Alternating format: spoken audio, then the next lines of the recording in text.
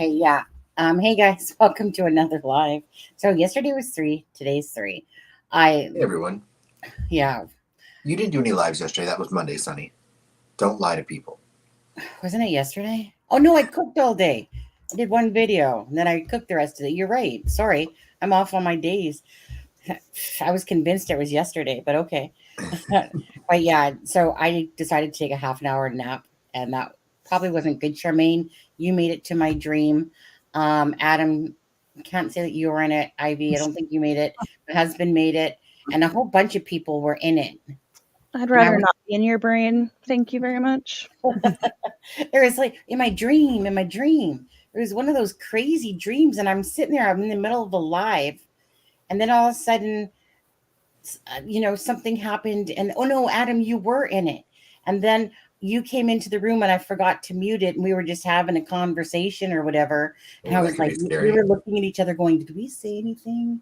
And I'm like, not muted, type of thing. But anyways, and yeah, so it was just a combination of everything. And then my husband, I heard his voice raised, like when I was like, husband, all of a sudden he's like, what? And it's because there's all these people in my dream in this hallway, and it's all about Delphi stuff. And I wake up and I'm like, oh, oh my goodness. I knew I shouldn't have went for that half an hour nap, but I did anyway. Anyways, you guys, Charmaine's with us tonight, and Ivy, and potentially Alexa, if she has a moment. She said she'll see if she can hop on as well. Um, yeah, so the they premiered the uh, Barbara Walters. Barbara McDonald.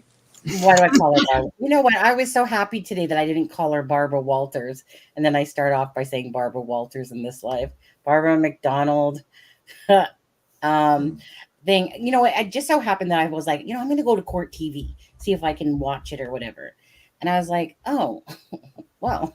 It's So right I there. sat there watching it. And I think most of you guys did as well. Did a lot of you guys already see the Barbara Walters live there with Chris Todd? We're And from McDonald's. did I say Mhm. Walters again? I thought Yeah. you were joking. Ah, shit. No, I wasn't. I'm just okay. I Nothing. watched it with Teresa, the criminality. She was streaming it.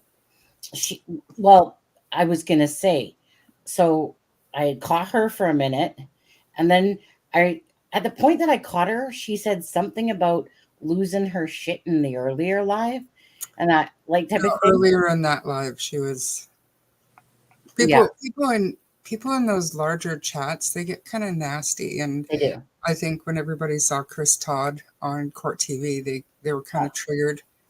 Yeah, Oh, I it think. went south. Well, he does trigger a I, lot of people.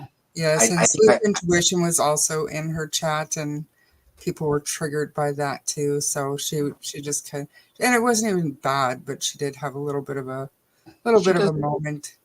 She does. Teresa does a really good job of I feel like of being Fair. objective. When she's conducting a live, especially. I think she I does a think really so. good job as well. I And think so too. I'm sad that I missed her tonight. I like to watch Teresa when I can, but I didn't get a chance to watch it tonight. But I will go back and watch if Teresa got triggered because I want to see that. And it was also a little bit about Frank as well. Oh, About what? yeah. Well, I might happen to go watch it tonight or something too. Yeah, it was, And go About ahead, what, Ivy. Charmaine? Sorry. Frank, Triple F. Yeah, I Which know. She Frank booted Meister him. or Frank? No, Little Frank. little Frank. Okay. Art of Deduction. Okay. I'm disappointed she booted him because then it deletes all the comments and you don't get to go back and read them all. Yeah.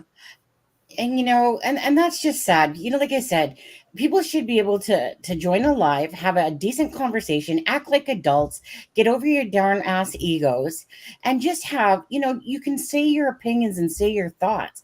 But this is what gets me, and this is why I just don't put up with that crap.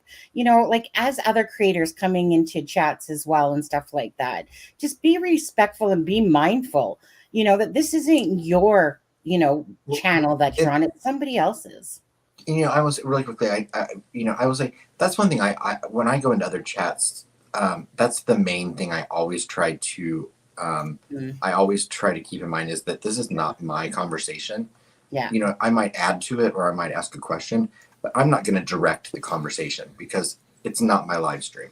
You know. And you know, Oh, and I know some people do that. And I always find that a little it's just not my style. She has so much grace with situations like that and gives people so much room to express whatever their opinion is that it like extra frustrates me when people still choose to be dumb and rude about things for no reason.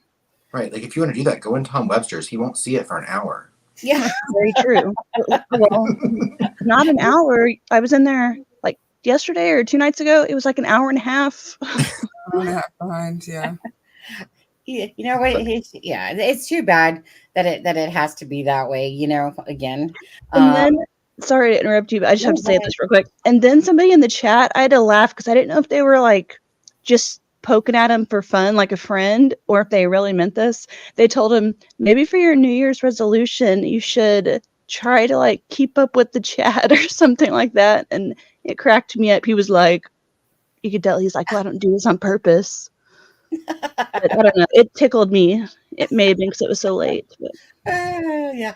Well, there's nothing worse. I remember a long time ago when I was first doing lives, and then you would see in the chat like I think she's a half an hour behind, and I'm like, what? Because at that time I really didn't know. It's probably I was just beginning, and then it's like, oh, and then you realize later on, oh, okay, there's all these other comments, and I'm just sitting there going down each and every one type of thing. And that's kind of what I think Tom does. He just kind of starts going down. Meanwhile, the chat's like next thing you know, way harder than people think to like run a show, pay attention to that, and pay attention to the chat. Right. Yeah, especially when you have like 400 or 500 people in your chat. Yeah, and then you get people like, they didn't answer my question.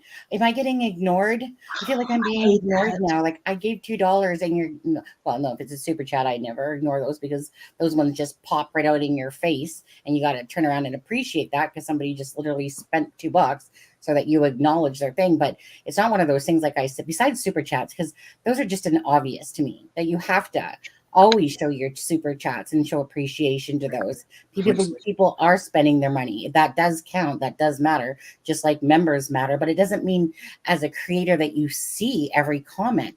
The ones in super chats, they pop out, right? They just are freaking bold ass gold or red or green or whatever.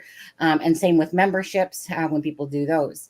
But as for just regular chatting, you can't keep up with it half the time because you're trying to talk. We have guests on, and then you don't necessarily see every single thing that comes out here. So it's never a personal thing. Like I would never intentionally, sit there. Well, I mean, I might intentionally ignore a comment that I might deem as like, what the fuck does that mean? But I don't intentionally avoid somebody or, But yeah, when someone's not a creator, it's not as simple as, oh, I missed a question, And sometimes you're simply on a different screen. Oh, lots of times I'm on a different screen. You're not, so you're physically not seeing the chat. Yeah, but anyways, yeah, and I was gonna say, so then I had clicked on to see if Defense Diaries was on because of that premiere going on. And then all of a sudden there's Charmaine's comment up there. And then I see Bob Motta kind of being like, I don't want this to be a chat where people start attacking each other and stuff like that. And that was because of Susan Hendricks. What was that about quickly? Just, I mean, to me, there was nothing really disrespectful, but a lot of people, especially the defense side people, don't. I thought there was a few people who were disrespectful. Yeah, they were, but they don't see things from the other side, and they cannot wrap their head around the fact that she is trying to be compassionate and sympathetic to her friends who are Libby's family members, right? They basically call her like dumb and a liar, but in nicer words. Yeah, but it still means the same thing. I missed that. I knew something more must have happened than what I saw, but yeah. That's right. Most people he was going off on it, and the fact is, if somebody has a guest, it doesn't matter who the guest is, but it's not the chatter's place to insult the guest. You can have your own adult opinion and be respectful. Yeah, unless it's Robert Lindsay And then Well, you I can. was just going to say, and you know, I mean, we've talked to people several times that I've disagreed with, but I try my very best to be respectful because one, they've given their time. They've come here to be a guest, so even if I disagree with them, I want to hear what they have to say, or we wouldn't have asked them to be here. Same as if I go and listen to another streamer or podcast and they're doing an interview. I might not want to hear. I might not agree with the person, but I'm watching because I want to hear what they're going to say. Robert Lindsay was an exception, but it took an hour into that interview until we finally got to the point where we're like, no, this just is too far past what we're morally comfortably talking about. You should both have gotten like trophies for how long you made it. I tried. Now, and that's right, Gen Z. If someone doesn't like the guests, don't watch it. Simple as that. But I agree with you, Charmaine. It just is about being respectful to the guests, to the people. It's just about respect. You don't have to like somebody, right? But if you're going to be in there and say something, just keep it classy and keep it respectful. All these people get into stupid arguments. You guys are like, these people are adults. Act like it, and it just look blows at me me. and Aspen.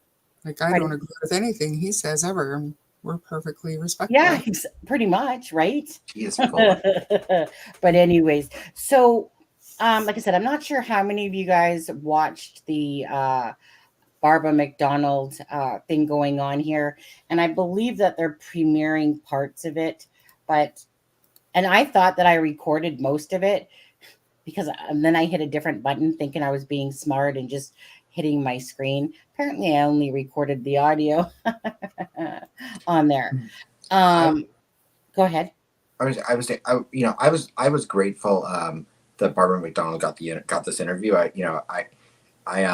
didn't realize that the gag order didn't extend to previous attorneys on the case. I think it does, though. He got permission from GULL to do this interview, apparently. So I was very interested to hear what he had to say. I do have to say, I was a little annoyed watching the interview by the way that it was broken up and by how little of the actual interview we got to see. Very little more than we saw earlier in that clip, that 9-minute clip. Yeah, that was my only complaint. But the parts with the actual interview I valued, and I thought they were really interesting. I thought it was interesting too. I'm not gonna lie, I doubt that I would probably, sorry Chris Todd, I doubt that I would have had Chris Todd on as a guest. And if I was to give my personal opinion on that, I thought he was actually pretty tame. And the same thing. But he never answered that last question at all. But let me put it this way. The way he spoke today was something I could appreciate in the sense of, normally how Chris Todd acts is a little abrupt and abrasive, but he was actually being quite mindful and a lot tamer today. Not that I still think that I would have him on as a guest with Barbara Mcdonald and Mike King, but whatever. Hey, Vinny, if that's your go-to buddy for Delphi and stuff like that, so be it. I really liked what Mike King had to say about, just everything about, like, honestly, don't you think if there was this many people, that nobody has spoken up and all this time, if it's this whole ODINISM line, like he's a very wise man, Mike King. So it's not common. It's just she probably laid out for him what he could and couldn't talk about. He didn't talk about any evidence. He didn't even really talk about Outback. I'm a little confused because I heard somebody told me that was said. I must have missed it when I listened to it, but I could have sworn they also said somewhere that the gag didn't apply to him anymore. They did say that. They absolutely said that. I literally was at that point. But he works in her county, so I could see how, even though he was not under gag anymore, how he would want to like stay on her good side. Oh, absolutely. Yeah. But he didn't. He said like she's the right judge for he didn't say anything against Yeah. either side. You know, Right. he was pointing out his interpretation of what his experience was, and that's really the end of the story. I don't think there's any hidden ulterior motive for him doing what he did. He didn't have to say anything.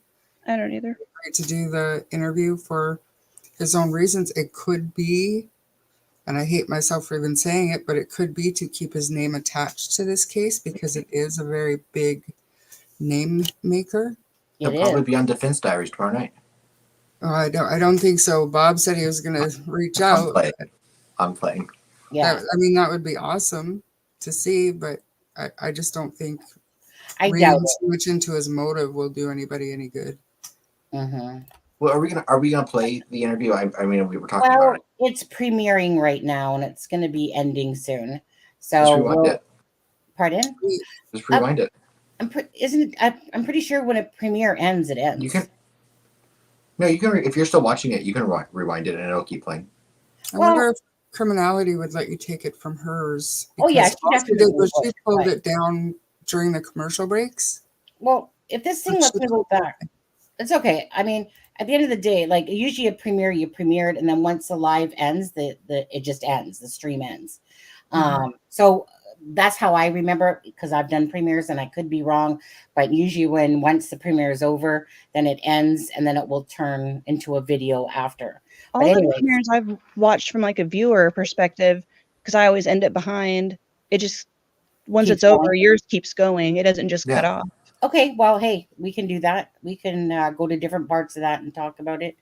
So let's go to, I don't know, let's go right about here, perhaps. Completely innocent and did not do this. And he gets the presumption of innocence. And his original attorneys who are fighting tooth and nail on this one and also believe in his innocence are back on the case, Baldwin and Rosie. These two guys have been very aggressive in their defense of Richard Allen. Not a popular position to be in, right? This is the highest profile case, went unsolved for years, horrific murder, and you're representing the accused killer. You're not going to be popular, but they want in on this case. They want to do it. They believe in his innocence. So that's a significant factor in all of this because this isn't going to be one of those cases where the defense rolls over. And we've had a few trials like that here on Court TV where people, the evidence is overwhelming and, you know, the defense does their thing but doesn't really do their thing. Completely different in this case. So tonight we have a Court TV exclusive because, as you know, there have been different lawyers representing Richard Allen at different times. And one of them, William Lebrato, who was one of the replacement lawyers, is now off the case, but spoke exclusively with Court TV. And joining me in studio, senior producer of Court TV documentaries, Barbara Mcdonald, who did that interview. Barbara, great to see you. How did this all come about? I have reached out to him before asking for an interview. He was under the gag order while he was on the case. As soon as that Supreme Court decision came down, I reached out again. He said, yeah, I want to talk now. So to Fort Wayne and we sat down and talked. So big picture, after sitting down and speaking with him, what was your biggest takeaway from the whole thing? How I think bothered he is by this case and the treatment that Richard Allen is receiving while he's being held in a maximum security prison pending trial, the role of potential odinist in this case, and he believes that Richard Allen is innocent. Wow. Okay, so let's do this. Let's get to that interview. The folks at home like, Vinny, we play the interview. Yes, we will. Let's take a listen. Now, this is the part where you're talking about his innocence, yes. Right? And folks at home know the difference in our legal world between believing your client's innocent and believing that the other side doesn't have enough evidence to prove that he's guilty. Those are two different things. He believes he's innocent. Let's take a listen. Bradley Rosie and Andrew Baldwin issued a press release not too long into their getting the case, and they said they believe that Richard Allen is innocent. Do you have an opinion on that? I do. I don't think Mr. Allen had anything to do with this. I honestly don't. Now, what I believe, nobody cares. My job would have been to convince 12 jurors of that.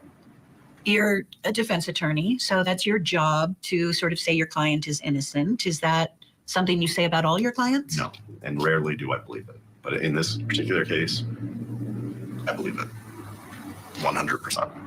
And what convinced you? Conversations with him, the fact that he lived in this very small community that's not much bigger than a high school. He worked at the CVS in Delphi. The police sketches are hung up in the CVS. The bridge guy picture is in the CVS. And in 5.5 years, no one comes into that store and says that kind of looks like you. And I don't know if this has any relevance. And, you know, I'm not a conspiracy theorist, but an arrest was made 24, 27 days before a sheriff election. Just my humble opinion that played some kind of role in his arrest. And he hadn't moved. He hadn't changed his story. No facts or evidence have changed to my knowledge that brought law enforcement back to him 5.5 years later. He has no criminal record. They raided his house, took all of his social media. There's no ties to this ODINISM cult whatsoever. He didn't even know that there was ODINISM in Delphi. He had never heard of it. Just a lot of things don't make sense. Bradley Rosie and Andrew Baldwin also said that that there's no electronic evidence linking him to the crime scene or the girls, and that there's no DNA of his at the scene. Is that accurate? Yes, as far as I can tell, yes. All right, we're going to bring in some more guests to join me and Barbara here. Joining us in Orange County, California, the author of Forest for the Tree. Okay, before we move on, is there anything you guys want to say from what you just heard? Anybody? I'm good. I'm good. Adam, you know I stopped it just so you can stare at Chris Todd. I know. Okay. Hey, like I said, I agree with you. I was actually when I saw he was on, I was like, you know, I think I sent Sonny a message, and I was like, they brought Chris Todd on, you know, like I just wanted to see Barbara and Vinny talk about the interview, but I thought Chris Todd actually did pretty good tonight. He was. I did see the one. I did think the one thing he said was funny about. He's like someone early on in this case, which I was like Ron Logan. And then he talked about a hunter at one point that he's doing more. That he thinks is connected to Alan. But other than that, I thought Chris Todd did well. Yeah, like I don't think that there was a big contribution to the whole entire live, but whatever. I mean, Who's the hunter? Is it Brown? I don't know. I think we'll have to ask Chris Todd. Yeah, it's like I know, but I don't know because it's been a while for that. But anyways, hey, criminality. Yeah, I haven't seen your live, but I caught it for a few minutes. And anyways, heard a couple things as it was being discussed in this live for a few minutes on there, and whatever, right? Actually, most of the start of this whole live was about you, and respect to you, girl. Love you, and you know, some days are better than others. Today, I'm sure, was a little bit of a other. I mean, it's one of those things, right? You get your crowd of, it was all good. It was all good. You know, you got to do what you got to do, right? When you're a creator and doing stuff like that, sometimes you got to put some people back in their place where they belong and they can do things on their own channel. I know. I'm gonna go back and watch. I'll watch it tonight. I'll go watch it tonight. Don't be like editing anything or like that. Adam taking a picture. Anyways, okay. So I'll carry on then if you guys have nothing more to add. Trees, a book about the Delphi murders, investigative producer Chris Todd, and in Salt Lake City, Utah, retired police commander, religious cult expert, host of the Profiling Evil podcast, and the author of the book Deceived, an investigation into Zion Society cult. Mike King is here. Barbara, I'll start with Barbara, though. I'm going to ask her a quick question.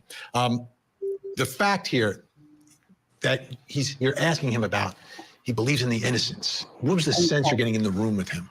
That he felt that. He was very sincere, I thought. His answers were careful and deliberate, but I thought he was sincere and he believed what he was saying. Chris Todd, you investigated this thing. One of the things that he points out, for 5 years, the pictures of the sketches of the killer that don't look alike, but that's another story, right? The picture of the actual video grab are in the CVS where this guy's working, and no one's putting two and two together. What are your thoughts about why the arrest of Richard Allen in that time frame?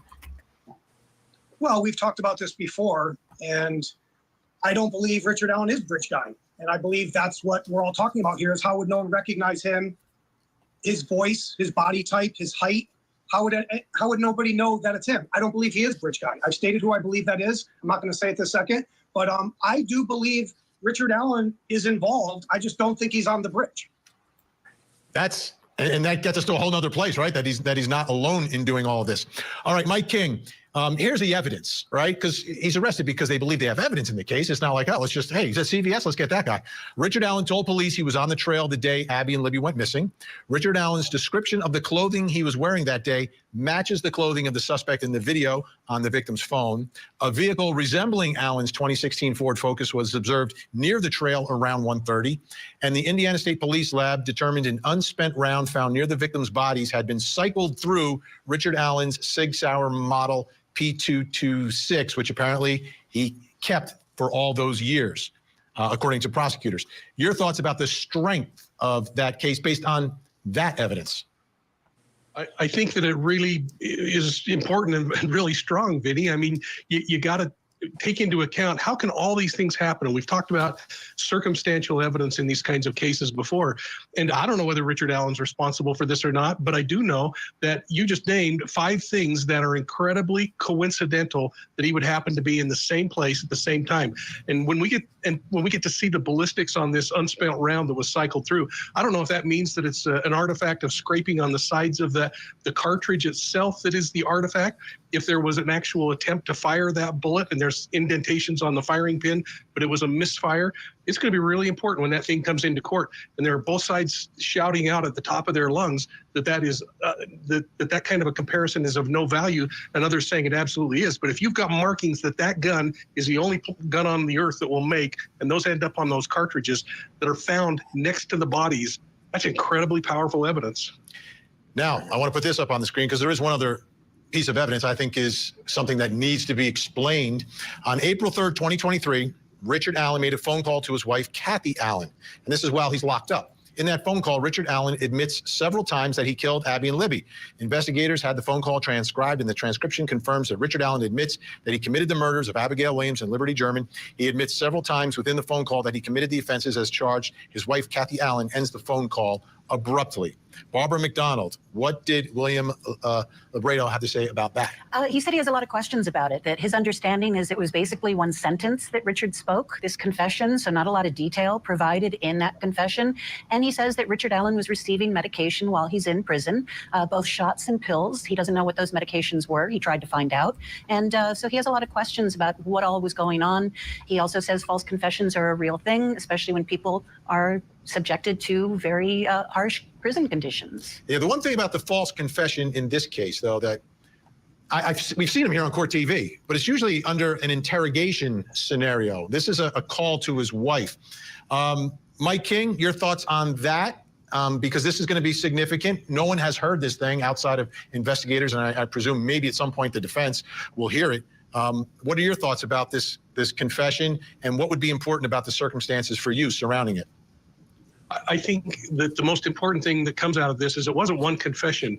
By every account that I've read and other testimony I've heard on different media sources, is that it was at least 5 times, maybe 6 times, that he made these confessions or admissions that he was the guy.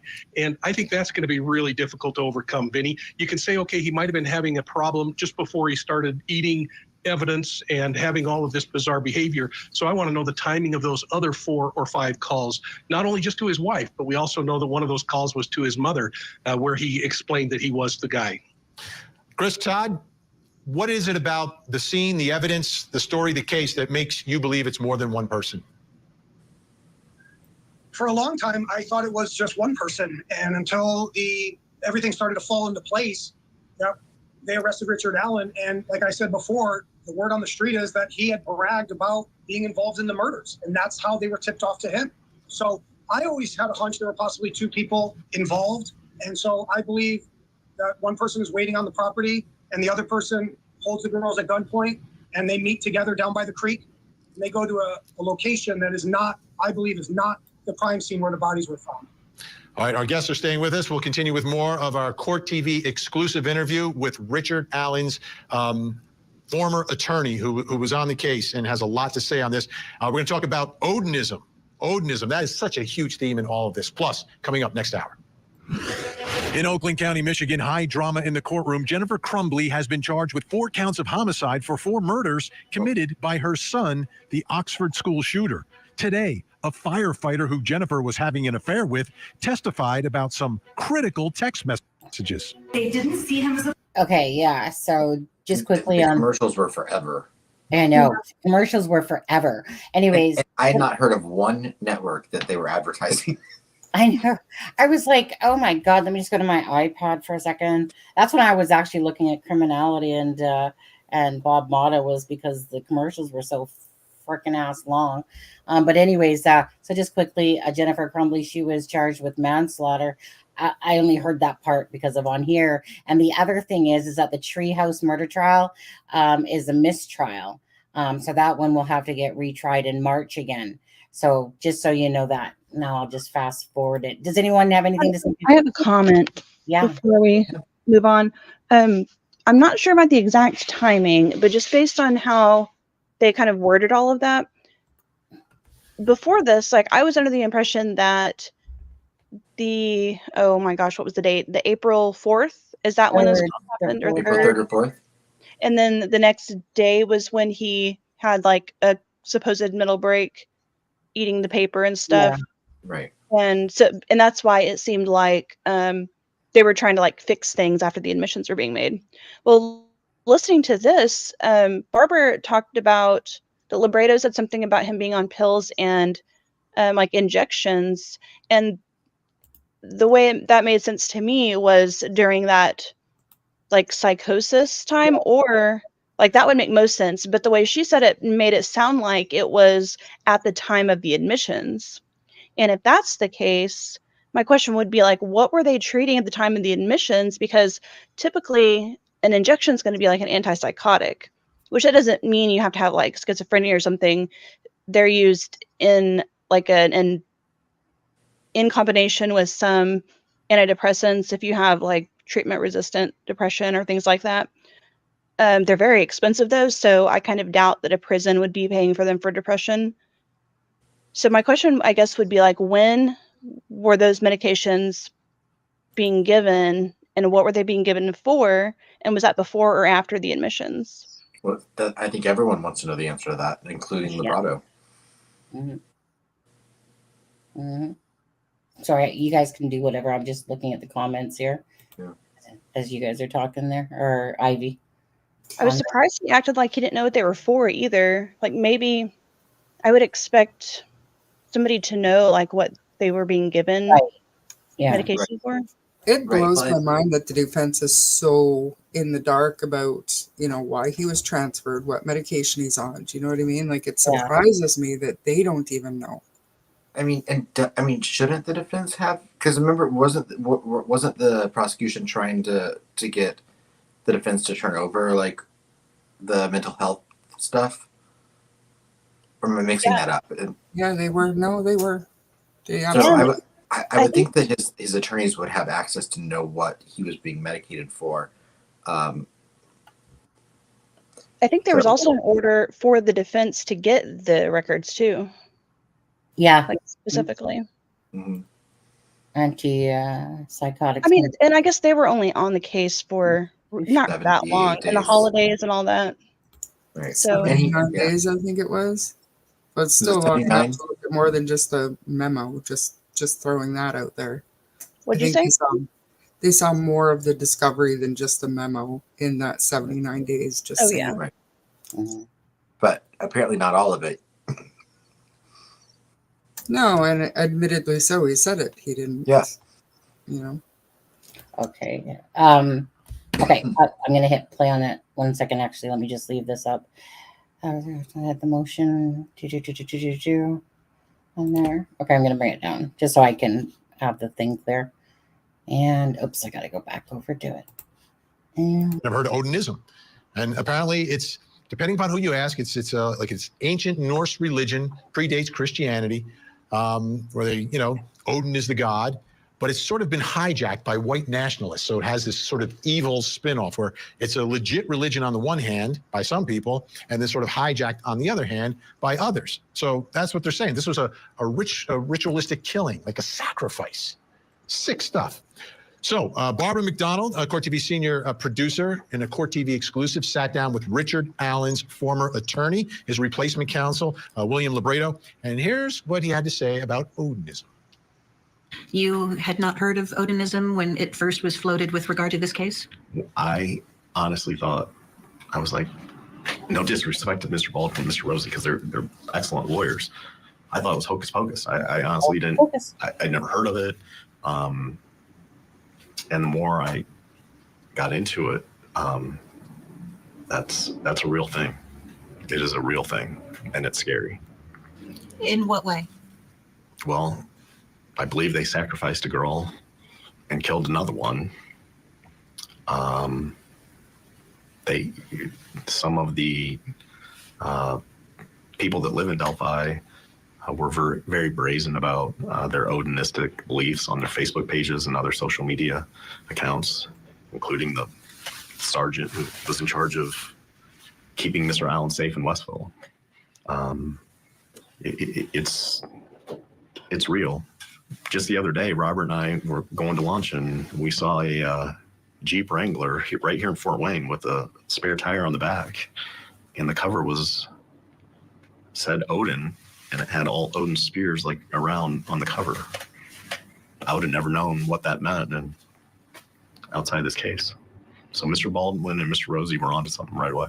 You described one of those officers that's mentioned in one of Rosie and Baldwin's filings, Sergeant Jones, who was wearing patches that said "In Odin We Trust" on his Department of Corrections uniform. Yep.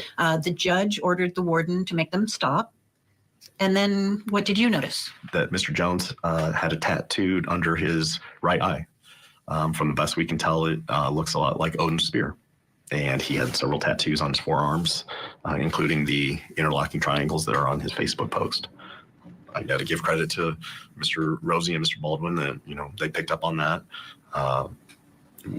We saw him, and, confinement officers at the Allen County Jail aren't even allowed to have facial hair, let alone facial tattoos. I was a little miffed that the warden allowed that, or, he even knew what it was. He looks a little scared talking about Odinism. I mean, Yeah, he did, didn't he? I don't know if he was scared. I know that he was being very careful with his words. As an attorney, he wanted to be sure that what he said was what he meant. But yeah, I think he probably does feel a little intimidation by it. He said it's a scary thing. And once you begin to become aware of it and you see it more often, he might not have known what that tattoo was had this issue not already been raised. so the concept of the Odinist, I mean, there was a task force trying to solve this case. And this isn't like the defense just scraped this up. It Right. came from the task force. There was a faction of the task force that was going down this road and believed in this. Mm-hmm. Yeah, and that the allegation from all these defense attorneys is they didn't do a very good job of ruling it in or out, and that there were people who had ties to Odinism who should have been checked out further and weren't. All right, let's bring back in our guest, Chris Todd, investigative producer, Mike King, religious cult expert. Chris, I'll begin with you. I get back to this conversation about Odinism. It's going to be a part of this trial. There is no doubt in my mind. The defense has said so much.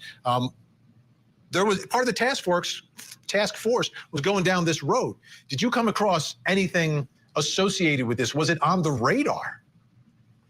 Very early on, loosely, it was talked about, like kind of rumor mill, but I think this Odin stuff is kind of like Nazism, to be honest. And if you really look at that logo, I see like a swastika almost inside there. So I'm just saying, like, I think it's, to quote the prosecutor, I think it's colorful. And I think it's an interesting way for these defense attorneys to talk about this. But we're looking around all again when we had somebody right in front of us very early on. And then we get to Richard Allen many years later. And it's perplexing. I don't have all the answers, but that's my quick thought on the Odin thing.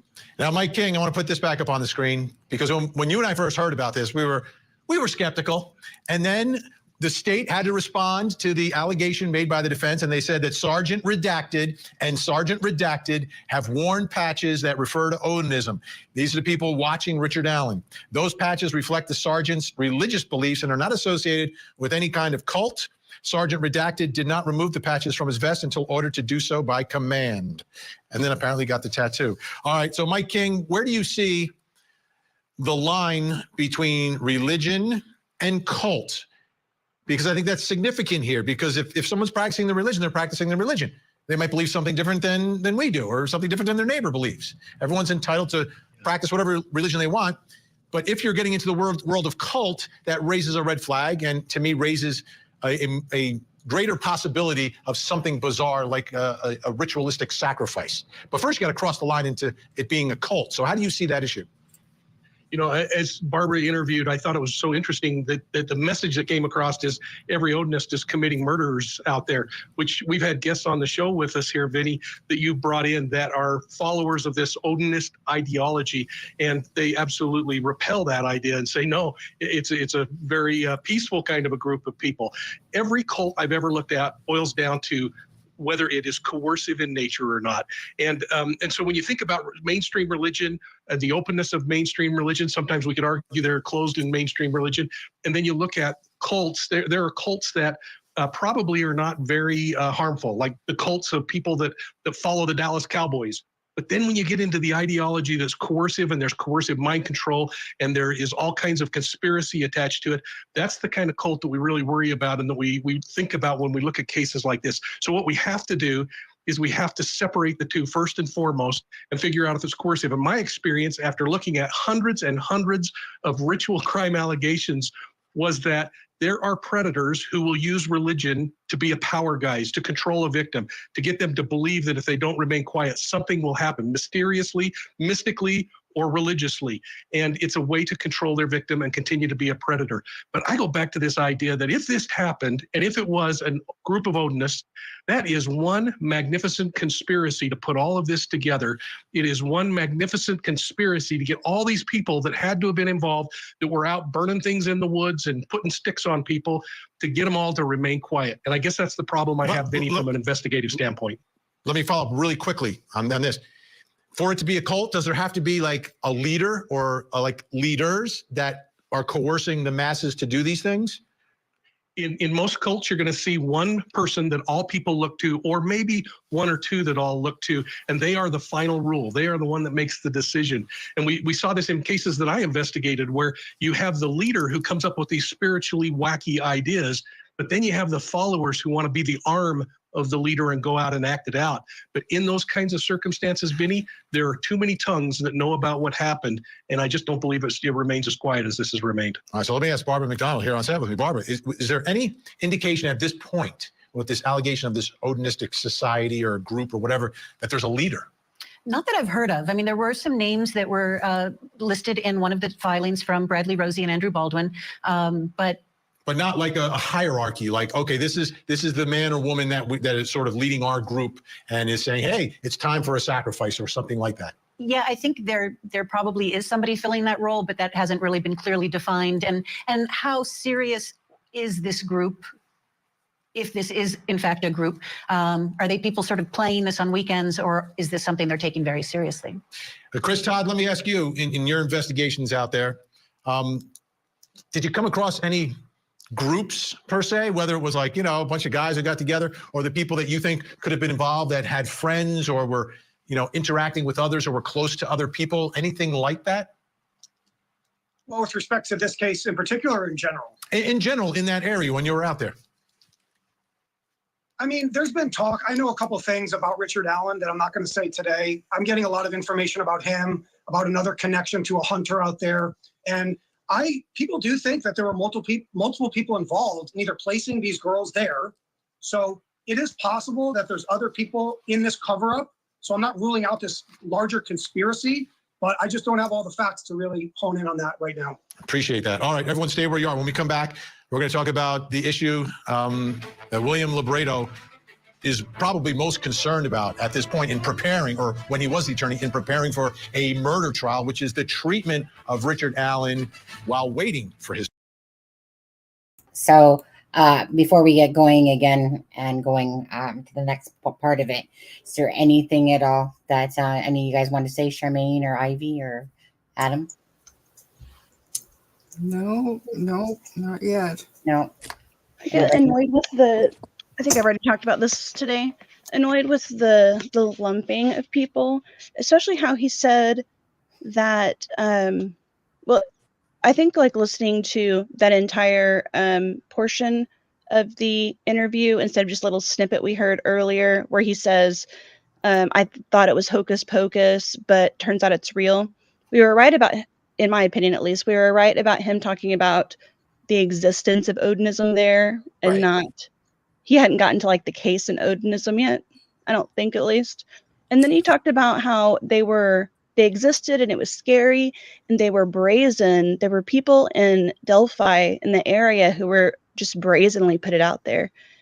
That stuff drives me crazy. Can you imagine if like somebody from the Westboro Baptist Church or some other fringe group like that was being accused of a murder and people talked about like regular Christians like that? Like that doesn't make any sense. And it's the same, like, doesn't make sense when you talk about it like that. The only difference is it's hard. Well, I guess it'd be the same way if you were talking about like an extremist Christian group, but it's hard unless you know the people and you're just looking at their like symbology and whatnot. It's hard to know what side of the fence they are on. But just because somebody has a Thor's hammer doesn't necessarily mean, like I was saying earlier today, that they are an Odinist. And even if somebody's an Odinist, it also doesn't necessarily mean that they're being accused of this crime. They seem like pretty common there. At the same time, I'll admit that like it's still possible that there are Odinists there who were involved. I don't think that's true, but I'll admit it's still possible. I don't know. That's my rant. It just annoys me. Just quickly, welcome, Alexa. Hello, how are you? Good. Hi, how's everybody? I'm sorry, I can't read the chat, so hi everybody, because I had to log in with my phone. I was working and then I heard this and I was like, I had to jump in. Yeah. So what, do you have any thoughts here, Alexa? Yes, one that was big one for me right now is when he says, remember how we always said, in unaliving people, there always has to be, a target, and they usually are unalived differently. And the fact, and that's a theory that I always had from day one. And the fact that he actually confirms that is very interesting, that he says, one was sacrifice and the other one was just murder. So that's very interesting. So that means that, they are saying, yes, one was unalive totally in a different manner than the other one, basically saying one was the target and the other one is not the target. So that's very interesting. Yeah. And very satisfying for me too, to be like, okay, they finally, they see it too. So that's very interesting. What do you think about the fact that, say, both Rosie and Baldwin and Lebrato speaking in that today, like they're not just defending their client, they feel like he's absolutely innocent. I mean, I'll tell you my thoughts more towards the end because I'm trying to watch the body language. But I mean, I don't know. I see. I mean, I do understand that Barbara was the one who reached out to him, but I think that there was no. Why is he speaking? I mean, I don't know. Is there something attached to it? Why? I don't know. I just don't like that he's talking, and no, I mean, I understand towards the end, after a trial, if he wants to go and say, hey, I always believed that he was innocent. But yeah. Now, say Judge Gull, and this is reaching a little bit, but say she goes through with having a hearing and actually gets them disqualified, like brings her merits, whatever, and the finding is on record and they can't go to the Supreme Court again. Baldwin and Rosie are off. Because of this interview now, Lebrato can't go back on. Mm-hmm. So it's kind of shooting himself in the foot. And I keep saying it. Oh, All of this is happening before the opinion comes out. So they don't even know why she reinstated them. Is it just because of the lack of record? Or do you know what I'm saying? Like this, The Absolutely. reasoning just doesn't make sense. Yeah, the timing doesn't make sense. Yeah. You know, the timing is totally off. If he wanted to do this later on, maybe, but right now, I just don't like it. Yeah. I mean, I'm not going to lie. I was a little bit shocked when it was like, oh, really? He's speaking already? And Mhm. you're absolutely right. Like, I mean, the court of opinion hasn't come down yet for what the reason they said that they were going to explain their reasoning. Yeah, well, that's And what the opinion is, and that's why it's so detailed, because that's where case law is made, right? Like, this is not just about the Delphi case and Richard Allen's rights. This is going to be a reference for, cases and cases for years and years and years to come. Mhm. So it's a big deal, and that opinion is going to be huge, but it's important to us so that we know why they were reinstated. There's two options. She either needs to have a hearing and put it on the record, or she didn't, those things that she listed wasn't enough to disqualify them, with or without a record. It's one or the other. right. But for everybody to be making these filings and now this guy doing his interview, it's really putting the cart before the horse, in my opinion. Yeah. You guys, anybody else think so? Yeah, I agree. Ivy, what do you think about that? I'm just surprised that to be honest, I'm kind of surprised that they were doing all the motions beforehand. I thought, maybe I was just hoping that they would try to play nice, but I especially thought that they would at least wait until the opinion came out. And now this guy is like jumping on right after that too. Like, just, you would think they'd wait until they knew like why first, so they'd have a better argument, Yeah. a more stable argument maybe. Yep. Okay, so does anybody have anything else to say, and then else I'll hit play again? Anybody? Adam, do you have anything? Sexy boy. He was too busy looking at the facts, Frank said, at nobody, Aspen is right. I think he was admiring that comment there. I was going to say that nobody is right. Just Yeah, nobody is right. I know, Just right? kidding. Just kidding. Henson is employed by the defense, right, as an investigator, and Todd has emailed myself and others about the connections, and his friendship to Jensen isn't a secret. Absolutely. Yeah, I mean, he's sent probably many of us emails underneath different emails, and sometimes underneath of his, what is it, cash money or something, whatever it is again. That makes me laugh. Anyways, okay, I'm just gonna hit play again, you guys, on this. Get moving here. Let's see. This trial. Yeah, I gotta avoid commercials. Oh no.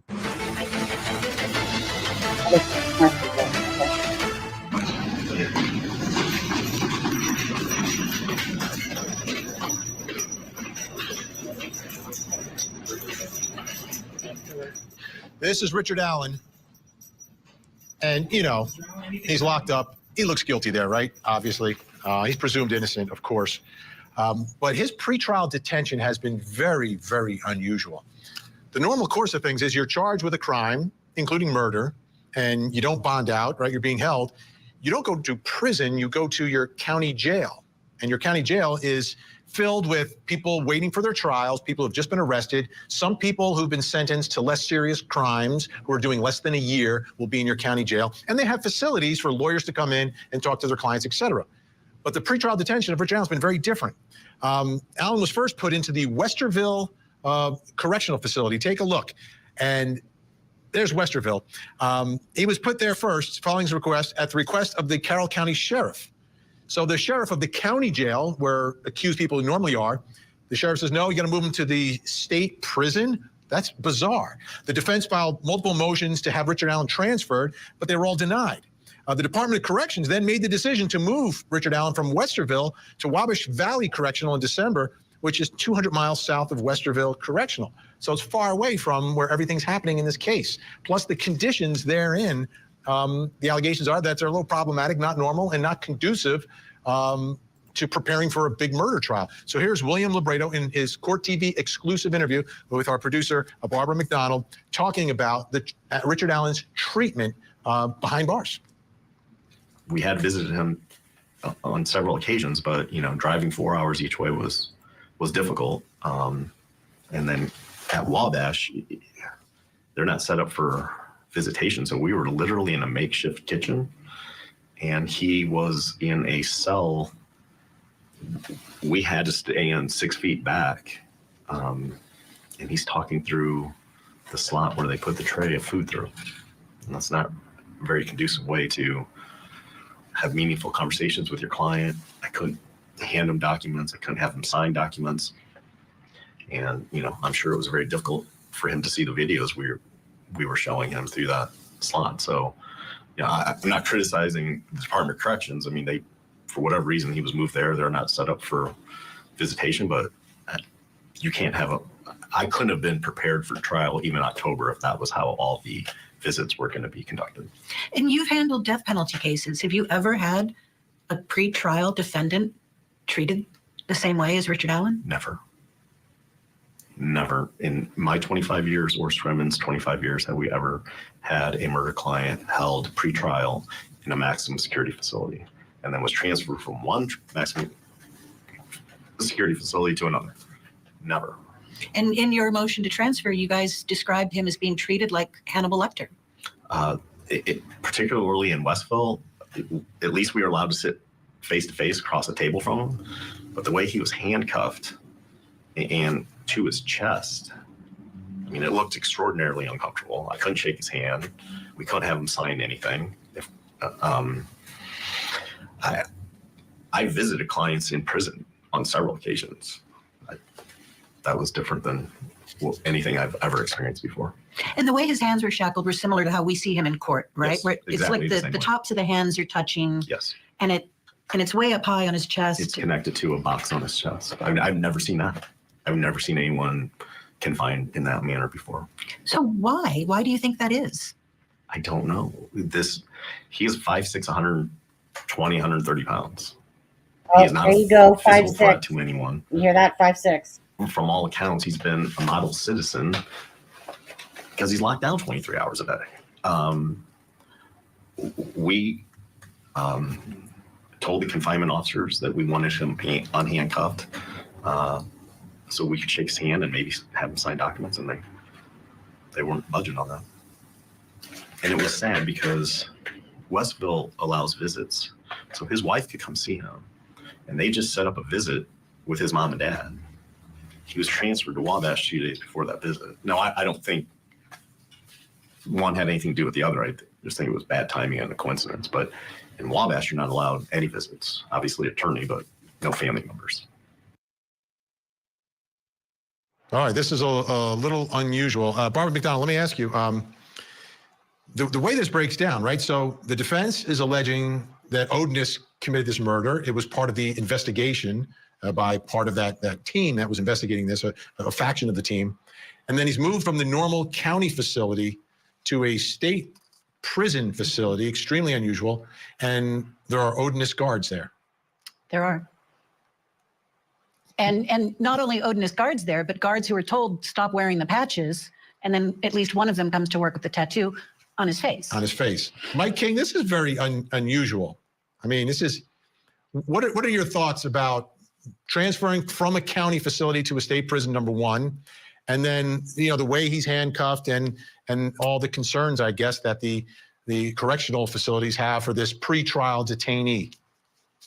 I guess two things, Vinny, based on my experience. And the first is that I've seen inmates be moved from a county jail to a larger facility because of resources, the ability to have a better way of caring for them. When I hear this, I'm just shaking my head and wondering what on earth is so necessary in the control mechanisms that are going on. But I don't know what his behavior is otherwise. And they may have all kinds of documented reasons behind why they're having to do and take the course of action that they're taking. I also reflect on inmates that I've talked to over the years, and I've been in prison a lot of times, eating a lot of prison lasagna with killers. And I've heard him say, doing time in a county jail is a whole lot worse than doing it in a prison. Taft, did you hear that, Adam? Like we keep saying, like Blaine and that were saying, doing time in the county jail is a whole lot worse than in prison. All right, I'll play it again. But do you remember that? So we've been saying the whole time that's what people have been saying. And finally, I'd say I conducted a study for the Bureau of Justice where I interviewed serial killers across the United States. Every time I went in, I was able to be face to face with them, but I was law enforcement at the time. They might have their feet shackled to the floor. They might even have a chain and they're shackled, but they can at least move their hands up and down and there's limited mobility. What we're seeing here on the images, Vinny, is just odd to me that they even allowed that to happen. And I have to agree with the attorneys. How on earth could you do your job? Yeah, you're preparing for a trial. And I mean, I get it. They believe they have very strong evidence, but he's still presumed innocent under our system of justice.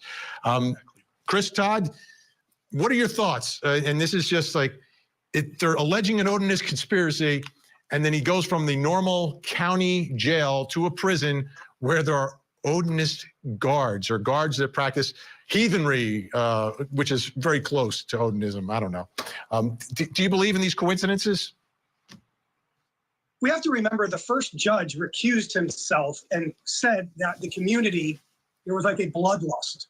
And I can tell you from experiences with the podcasters, the sleuths, the journalists, everybody wants to get somebody on this case. These two girls were tortured and murdered, and someone's going to pay for it.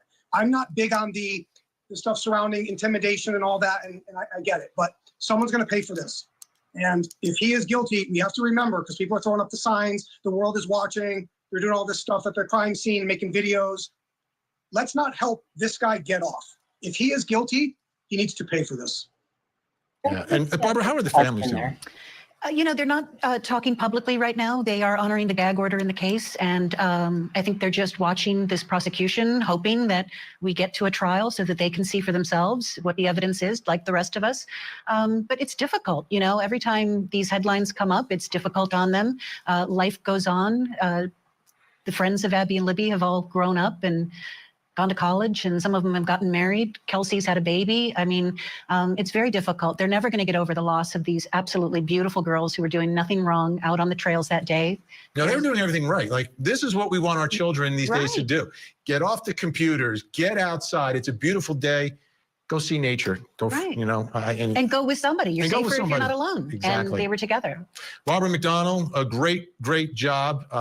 We look forward to more of your reports on all this. And thank you to Chris Todd and Mike King as well for your insight. We really do appreciate it. I mean, that's it for that. Let's see.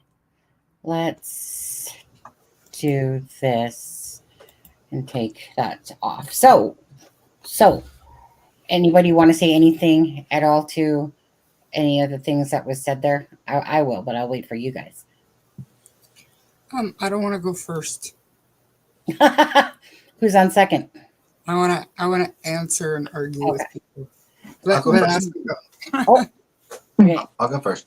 I will say that I thought the last part of this interview was was to me the most impactful part, and it was hearing Lebrato talk about how he's never had. It was talking about Richard Allen's hands being restrained in the way that they were in the box, and like not being able to shake his hand and things like that. And I'm not qualified to comment on the conditions that he's kept in, but that to me feels unnecessary. And I feel like that's something that should be brought up with the Department of Corrections. I don't hold McClelland or GULL responsible for that. But I think that everyone should be held accountable for their actions. And I don't see any reason that Richard Allen needs to be sitting there like this when he's talking to his lawyers or his family. And he did sign papers though recently, so he did sign papers because he signed the affidavit. Well, that's true. Yeah. But so I will say, I think that that maybe there are people that need to answer some questions for that, and if there are logical answers, I'm willing to hear them. But that, to me, hearing Lebrato talk about it, it made me feel like that's not necessary. I agree. Anybody else agree with that? I totally agree with that myself. What do you think, Ivy? I told you before we went on, I'm even more bothered by him being in the prison right now. I totally agree with everything that Aspen was just saying, but I went back and read the original the motion made by Tobe, and then the actual order that Diener did before he recused himself. And if you go back and look there, like the reasons they cite is to keep him safe from the public. Yet somehow it's kind of been twisted around that like we're keeping him safe from himself and other people in the prison. Right. But it was from the public, which I find to be a very strange thing in itself. Like, your prison can't keep him safe from the public? Is this like 1910? Yeah. I don't know. That's crazy to me. So, and I have also heard like from quite a few different people that county is, for the most part, worse. Like a lot of people I've heard at least will plead guilty so they know that they're guilty. They know they're going to be found guilty and they just want to start their time and go to regular prison. But at the same time, I don't know if that's necessarily an appropriate comparison when you're comparing county to like isolation, lockdown, and in prison. Yeah. Right. But in being kept like in the way that he's being kept. I mean, to be fair, I mean, if they had put him in Carroll County Jail, he would have been in there with Anthony Greeno. No, he wouldn't have, because they moved him to White County like almost immediately. I'm just playing. We would have never heard the end of it. Greeno would have had a microphone in there somehow. With his coffee cup. And like Travis makes a really good point. Legally, GULL is responsible, and we can't pretend that she hasn't been told or has not been made aware of this. We've all seen it for months, him being shackled and detained in such a way that seems so out of the norm and unnecessary. And yeah, GULL is responsible for it. And I think that, people, we all kind of raised our eyebrows a little bit, I think, when Scrummon and Lebrato put a motion in for transfer as well, kind of citing the same things that Rosie and Baldwin did. But now hearing it out of his own mouth, I think it's going to be really, really hard to ignore. I think that they're going to have to do something about it. Okay. Alexa? Can I ask really quick? What do you think they should do, Charmaine? Because I mean, I feel like a lot of people are saying, something needs to be done. But then again, I'm hearing like McClellan or the prosecution said, we have no problem with him we have no say in where he is. We don't care as long as he's kept safe. I think that there are accommodations that can be made in the federal prison system, like obviously for safekeeping, and I understand the mental health and I understand all of that stuff. I really, really, really, really do.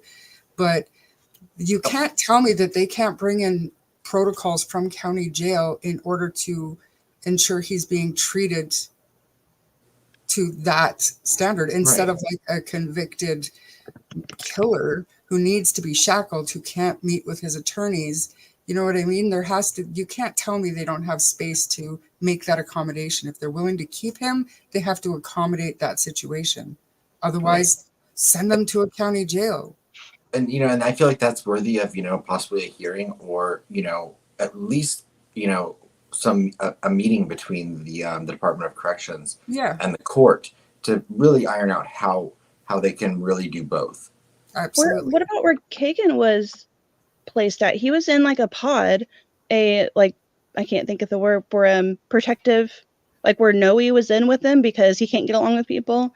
And then Kagan was in there because he was in for CSAM along with some other people. They were in a pod that had other inmates there, so they weren't isolated and they could get out of their cells during the daytime. There was like I don't know exactly what it was like, but they had room. They weren't just locked up, but it was still a protective environment. And the other thing is, like, when you consider that it was the public that was the danger, and Diener even specifically wrote in the order that it was nothing that Richard Allen did or I forget what the wording was, did or like threatened to do or anything like that. Like, it wasn't anything like that. And so somebody was talking about him getting tased, which I don't care if it's protocol or not, like tasing somebody who has the door closed in their thing because they won't like put their hands out of the little food slot to make the thing go down is crazy to me. But you could argue though that the reason he's been having mental health problems is because he has been in like solitary for a year, or how long has it been? Yeah, Like pretty much, right? 14 months now. On that. Okay, I want you guys. I want to hear from Alexa now, because she's because I'm sure she's had a long day here too. Alexa. No, I mean, I agree. I mean, I don't think, I mean, it's hard for me to empathize with him and, because I think a little bit different, but I mean, I do agree. I don't think it's necessary to have him in such a bad conditions, especially that he hasn't been convicted. And I think that's the biggest thing for me.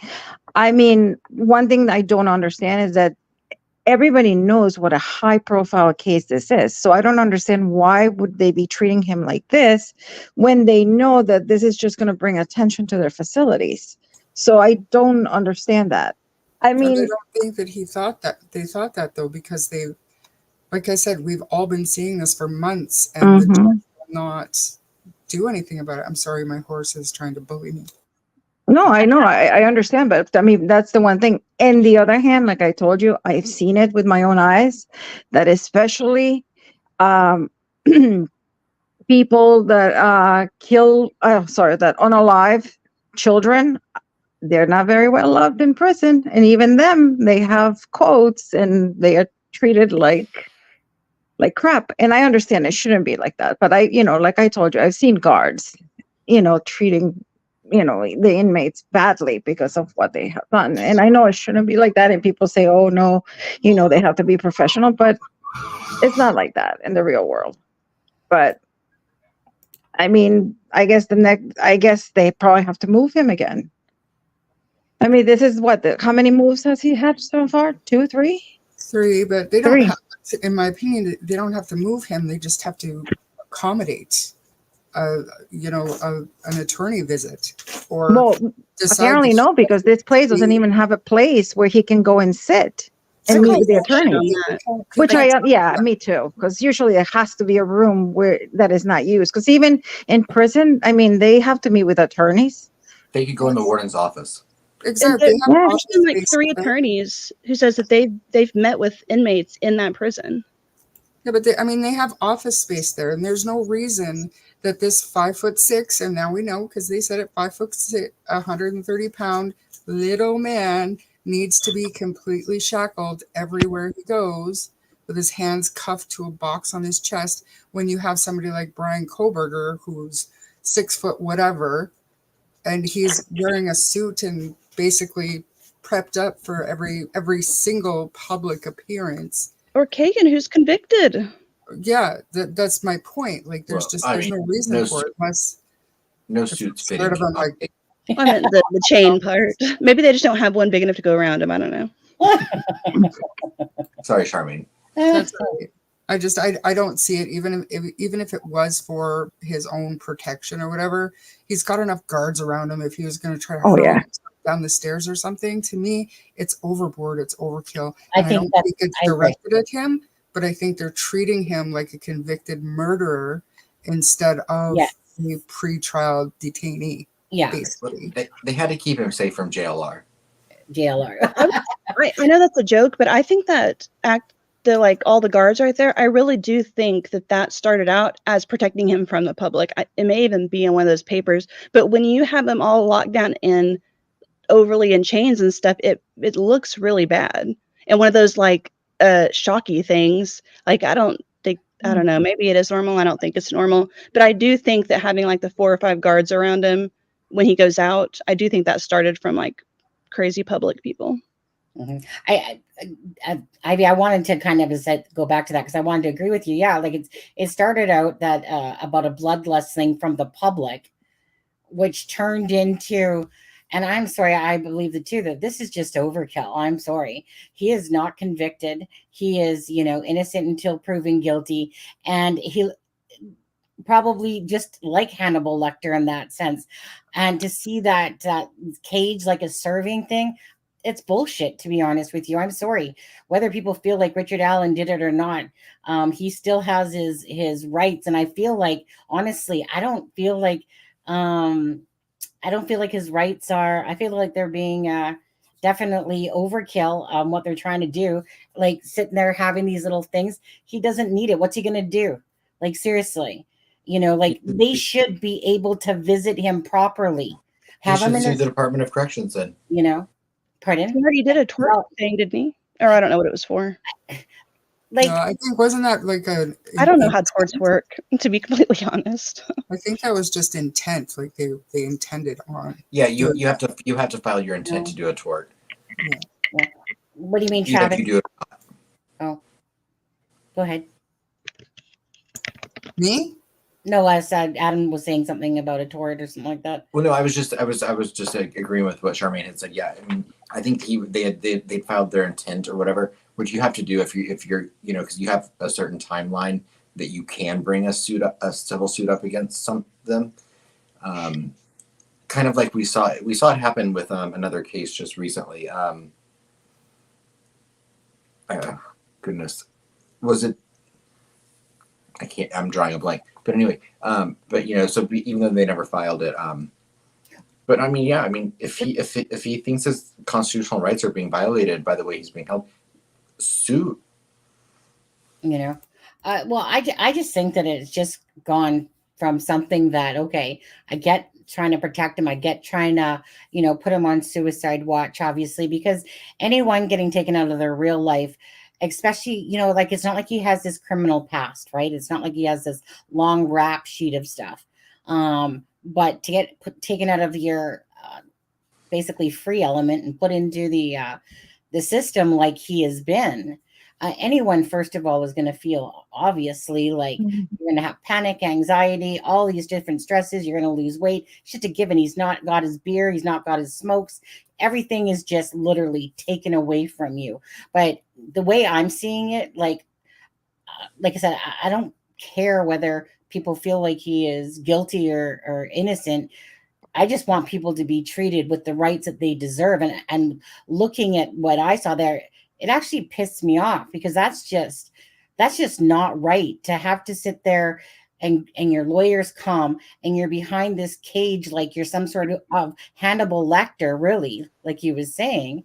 And 6 feet away. How are you supposed to have a confidential meeting? Yeah. Like, you can't. It's just ridiculous. Like I said, if he was in a county jail, it would be a whole lot different. So I get it if the protection's there, but I think that this is ridiculous. This looks like he's like the biggest massive serial killer in the world that needs to be chained and you know, can't come near nobody because he might do something. And I don't know. I was disgusted myself when I saw what they were going through, and those little lock things like that. I know. I try to feel bad, but I mean, every time I see what he did, yeah, I know allegedly. Allegedly, right. I understand that. I don't know. I don't feel bad for him. The hard part, right, is that even if we think that he did do it and that they do have the right person, you know, I still will always stick up for the rights of the person, regardless if you're the biggest piece of shit, but you deserve just as much of the rights that anybody else has, and follow the proper protocol. Now, I get it that, you know, this whole bloodlust thing, but it's like it started off about the public, and then somehow it's transpired into like a freaking, like I said, the worst serial killer in the world or something like that. But also, we don't know also how he's been acting, because he hasn't been acting like models, you know, inmate of the year either. He gained weight. Say that again, Adam. They're not going to include the stuff that doesn't fit or doesn't benefit the emotion they're filing for. Well, it's been included in other things though, and I mean, I get the argument, but like, I also don't think it's fair to put him in to solitary for over a year and then be like, his behavior while he's been in solitary for the last year and a half is not great sometimes. Didn't they say in that interview that we just watched that he is, by all accounts, a model prisoner? Like, yeah, he had the one incident where he was tased because he wasn't following orders.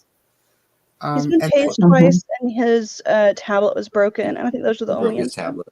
But then he said, yeah, and he's like, he's been a model prisoner, but he's also been in, you know, in a cell 23 hours a day, so it's easy to do. Well, they said that he's getting his, you know, like, he's obviously doing better. He's gaining weight and stuff like that. But yeah, I mean, at the end of the day, any person honestly being in solitary or, you know, away to themselves, when you're left with your own thoughts, oh my goodness. SP, I think that, you know, I was actually just thinking about that. exactly. Let's file for the 70 days. Where's the speedy I'm trial not motion? saying that. I'm not saying this is like what happened, but I can tell you, like, this is, in my opinion, this is what the argument will be. And let's say hypothetically that they planned on actually doing it. I think it would be a valid argument if they planned on doing that to get him. Like, they thought that he wasn't ready, that McClellan wasn't ready. It's been like 2 months, and everybody knows everybody's plan now. It doesn't have this, like, you've lost any like competitive edge that you would get from it. And the opinion hasn't come out yet. And yes, Nothing is going to happen. Nothing of substance is going to happen. Travis, yeah. So as Travis said, and Adam, just before that, Adam, again, just remind everybody about the other case that Baldwin has, that people that didn't see this live earlier when you were talking about that. Oh yeah, so we were talking the other night on Monday about we were talking about the motion to disqualify GULL, and I'd mentioned that Baldwin is defending someone in GULL's court in another murder trial right now. Excuse me. And there had at that point not been any mention of bias in that case. And I found that interesting. So I was like, if she's biased in one case, is she not biased in the other? And I will say, Baldwin has now filed for a motion for change of judge in that other trial as well, and that's the Allison Davis trial. Yeah. So he is trying to remove GULL from both of the cases that he's got in her court right now, at least the 2 murder trials. Okay, Charmaine. Only because I forget now, because that's how my brain's tired, because it totally left as soon as I thought I wasn't going to forget it. What was I going to say prior to Adam saying that? You had said something, and then I said, well, let's ask Travis about the opinion. Travis, that's it. Right.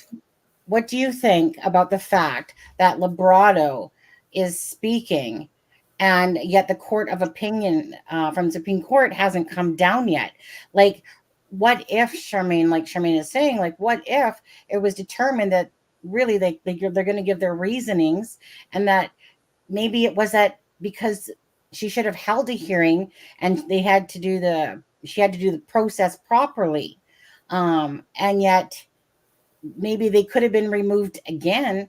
But here Lebrato is off, hey, Barbara Walters, yeah, I guess we'll do an interview since Barbara McDonald. Did I say Walters again? You did. Every time I say Walters, it's McDonald, okay? So it's just, honestly, it's brain overload here today a little bit, between Delphi and between the Kansas City case, because this is, like I said, third live. But anyways, so what do you think about all this? The filings and whichever. I think I asked him in our group, and he did say that it was very... the timing was not ideal, obviously. I think everybody is wondering why they didn't wait for the opinion to come out. He was talking about it in our group, and I can't remember exactly what he said. Alexa, do you have anything that you wanted to add to any of this? Or are you just sleeping over there, or just enjoying listening? Travis, they said today, I think Barbara McDonald said it, and then Bob also said it, that he talked to Judge GULL and he was not bound by the gag order anymore. For whatever. So when people say that Judge GULL approved it, do they mean she said, yeah, go and do this interview, or do they mean she said, no, you're no longer under the gag order because you're not his attorney? Those are two different things. Absolutely. Right. That at first I thought that she probably said, go ahead and do it. You can't talk about the evidence, the discovery, or anything like that. But listening to Barbara McDonald sounds more like she said, go ahead, you're not the attorney on the case anymore, so you're not bound by the gag. So I don't know. Because I took people as like she gave her blessing, which is a lot different. Yeah, I can't remember if I've been if I was on here when the contempt thing came out. I feel like I wasn't.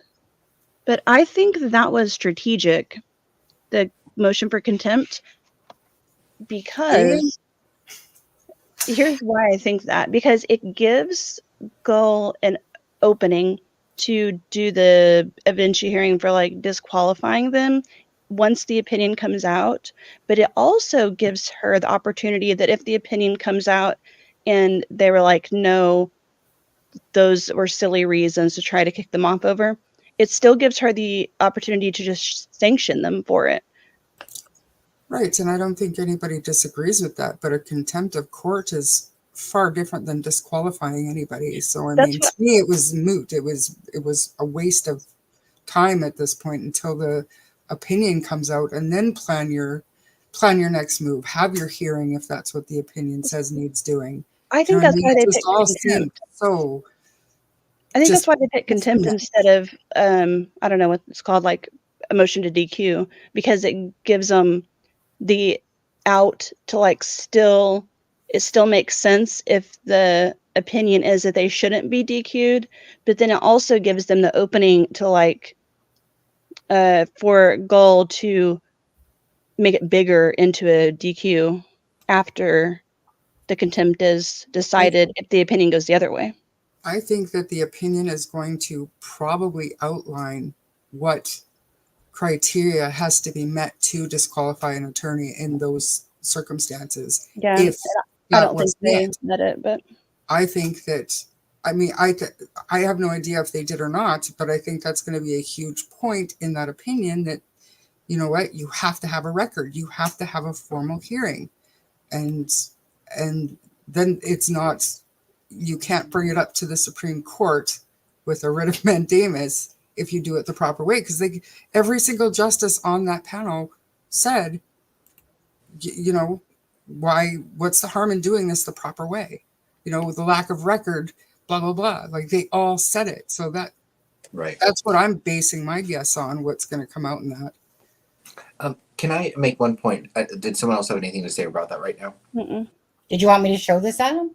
Well, yeah, because I saw some mention of this on Twitter, and I got this last week, and I found it interesting. I don't know if I shared it with you or not, Sonny, before this, but someone was talking about how can he be not part of the gag order when there's not been an official ruling on their motion to withdraw their appearances.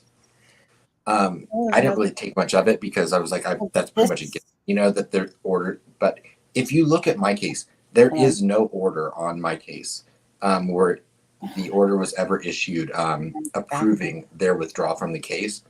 But I have the order, so it was signed. This order we literally just saw, right? Last week it was, right? No, that order's never been on my case. Then maybe it just hasn't been entered into the CCS. I've seen this order. Whoops, sorry, I'm all on right here right now. I think because it's not been on my case, people were thinking that it hadn't been out there. So I just wanted to put that out there because I was like, oh wait, no, it's been ruled on. Yeah. Yeah, and of course, I mean, it's like a nothing order because if they motion to withdraw their appearance, of course she's going to approve it. Yeah. And actually, it's not even signed by GULL. It's signed by it looks like it's signed by the judge of Carroll County. Trying to go back to the stupid pictures, and you think I could open it up? Come on now. Yeah, Judge Carroll County Circuit Court. Yeah. But yeah, so that was, like I said, it was no big deal. A lot of people didn't think that had been ruled on yet, but it has been. Okay, yeah, but I was gonna say because I know this paperwork came out because we got it. Yeah, we got it, but I'm saying it's never been on my case. So like when people are looking at the orders on the official thing, it's not on there. Gotcha. Okay, Travis. Oh, he's yelling. You cannot remove a lawyer. What did I do, Travis? What did I do? For violation of order. You didn't do anything. I did something right for a change. Shh, let the man speak. Yeah. The only thing you can remove an attorney is if the court sees ineffectiveness of counsel, missing court, not doing investigation, not filing motions, not hiring experts. Wait, is that still part of his thing? Yeah, it is. Okay. There is a Question or doubt about this? Yeah. I'm not a lawyer, or almost a lawyer. So anybody else? I'm interested. I'm interested to know, as far as like, and Travis would know better. So I guess if nothing can be, ruled on until the motion to disqualify has been addressed, I'm just, like, how soon does everyone think she's, clearly GULL's not going to be like, oh, you guys were right. So, Personally, I think if she was smart, she would wait for the opinion to even start to consider. She's not going to think. She's not going to think that she's biased. She's not going to admit it. Period. But depending on what that opinion says, that could very well influence her. Right. Yeah, Mrs. Depp, that's me. And I agree. So I feel like that's going to be a kind of a given. She's going to say, "Oh no, I'm good." I'm not the problem. It's you. No. I'm probably wrong, but I still think there's a chance that she could maybe not DQ. Well, I'm not really sure if there's a difference between these two, but not DQ herself, but be like, you know what? This has gone too far, got too crazy. I'm just going to recuse myself. I still think it's a possibility, even though it probably won't happen. She's not leaving. Yeah, no. I've been wrong about her in that regard. This is very interesting now that all of their lifetimes. No one wants. Interesting now that Baldwin has, filed. Yeah. So where does it once she says no, I'm not biased, I'm staying? What happens then? What's the next step? They can file it in an electoral appeal. On and go on and have. That's your favorite word. It is. I feel like you're just hoping so you can say it. Have the trial. I want the trial. I agree. I want nothing more than to move forward. I'm like 70 days. Let's go. I agree, and I think that Rosie and Baldwin were ready for 70 days. I know you guys don't, but I do.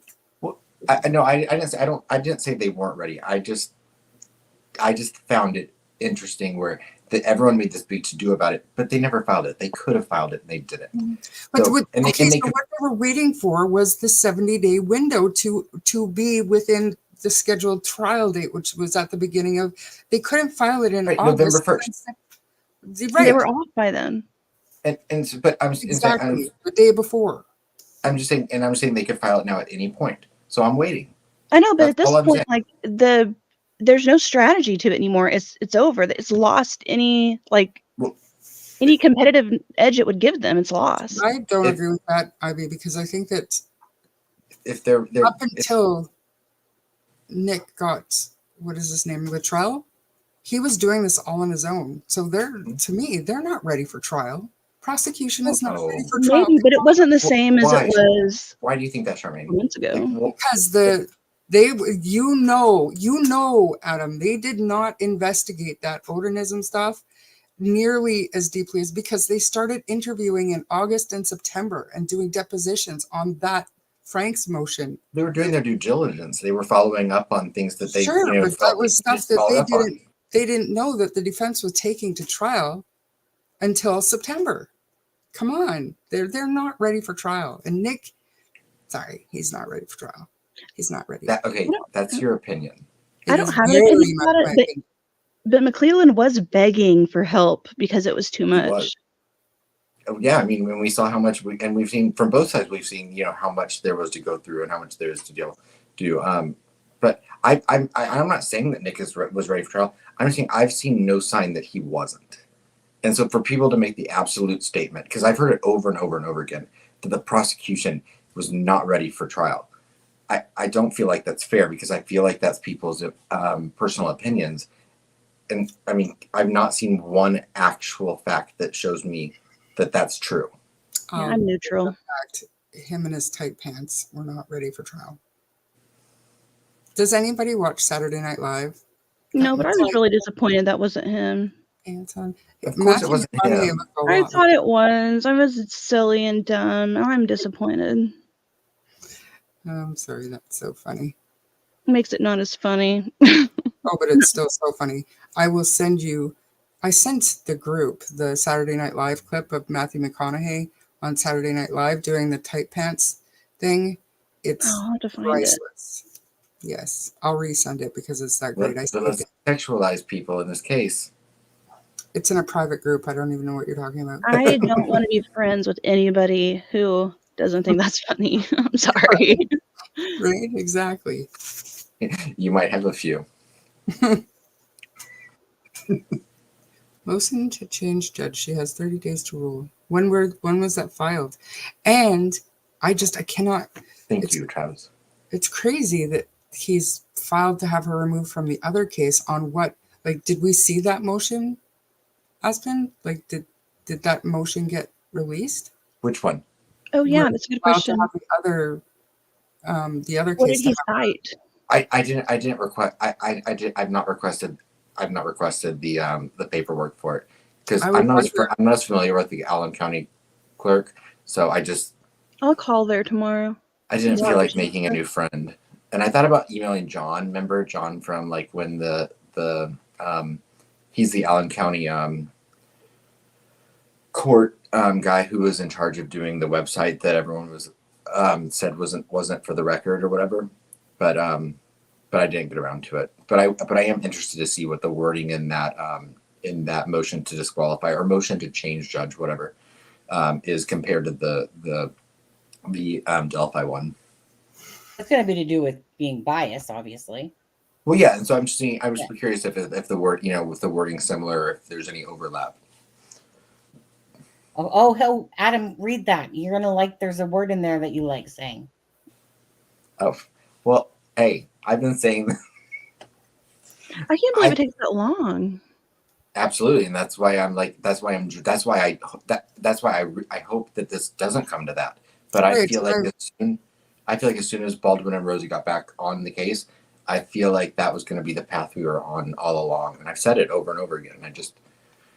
But at what point would those two, just get on with trial for their client's sake? Do you know what I mean? I mean, I get it. Like, I understand that there's this question of bias, and I totally understand it. But if it's going to take 6 to 9 months, wouldn't it be better to get to trial and then hit all this stuff up on appeal?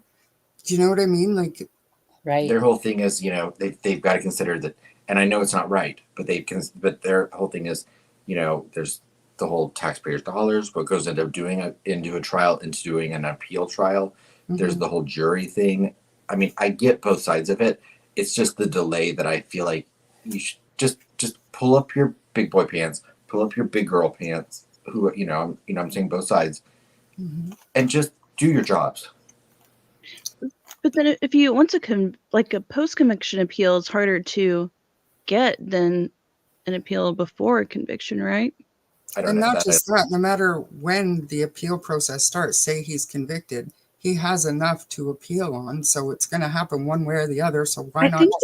I could be wrong, but I think I can't think of the words. What you have to meet, like the criteria you have to meet to get it overturned, is harder after the conviction, versus like if there was bias with the judge and you had a different one who may see things more neutrally or whatever, however you want to say that. So I'd like to know what Travis thinks for a timeline. Like, worst case scenario, they have to do the interlocutory appeal timeline for trial if that were to happen. Like 2 years? Mid 2025 at least. More?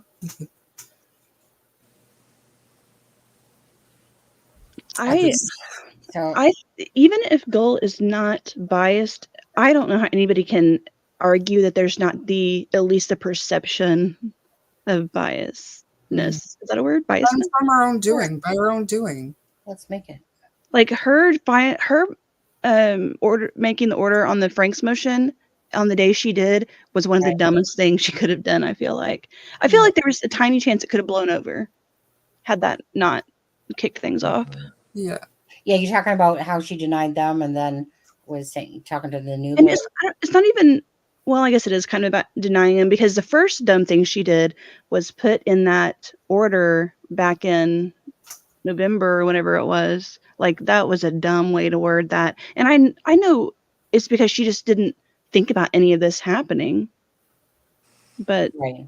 it looks bad.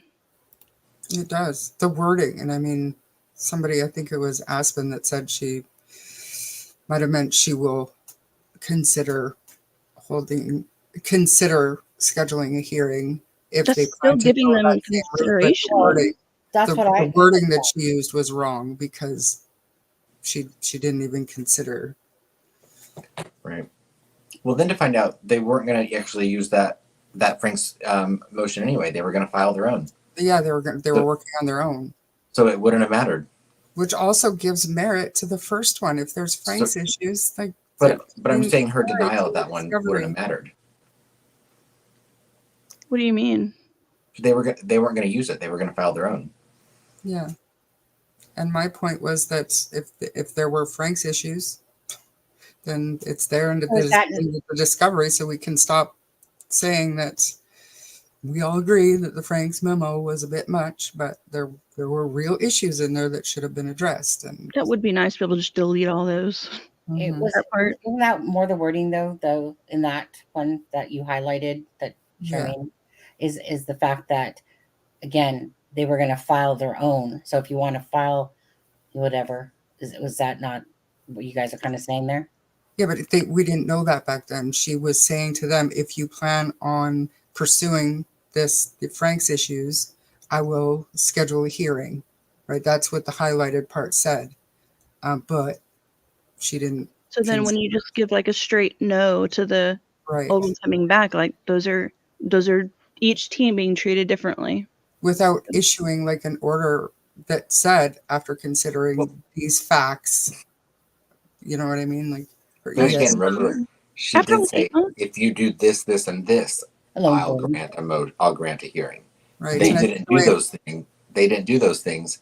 So she was never. I don't think it said this, this, and this. I think it's like, if you once you decide if you're going to take this on, and you we'll grant a hearing. And you file it redacted. There were two. I think there were two things. I can't remember exactly the wording, but no, there were conditions put on it. Why would being redacted? How would that have a difference on the merits of the Frank's motion? It doesn't. See Travis's thing there.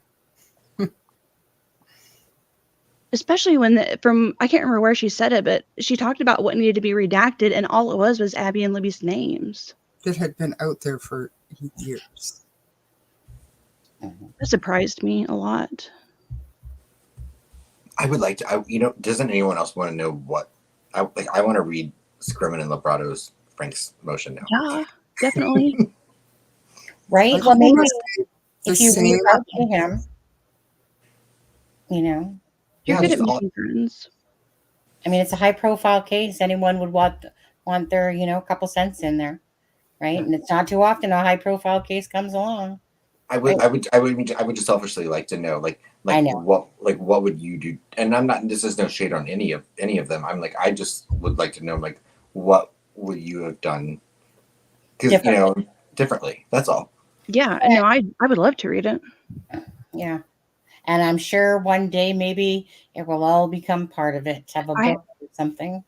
If I had to pick one, I'd probably put my money on theirs being like, not so salacious. I was gonna say. I saw a question. Travis might know the answer to this, but I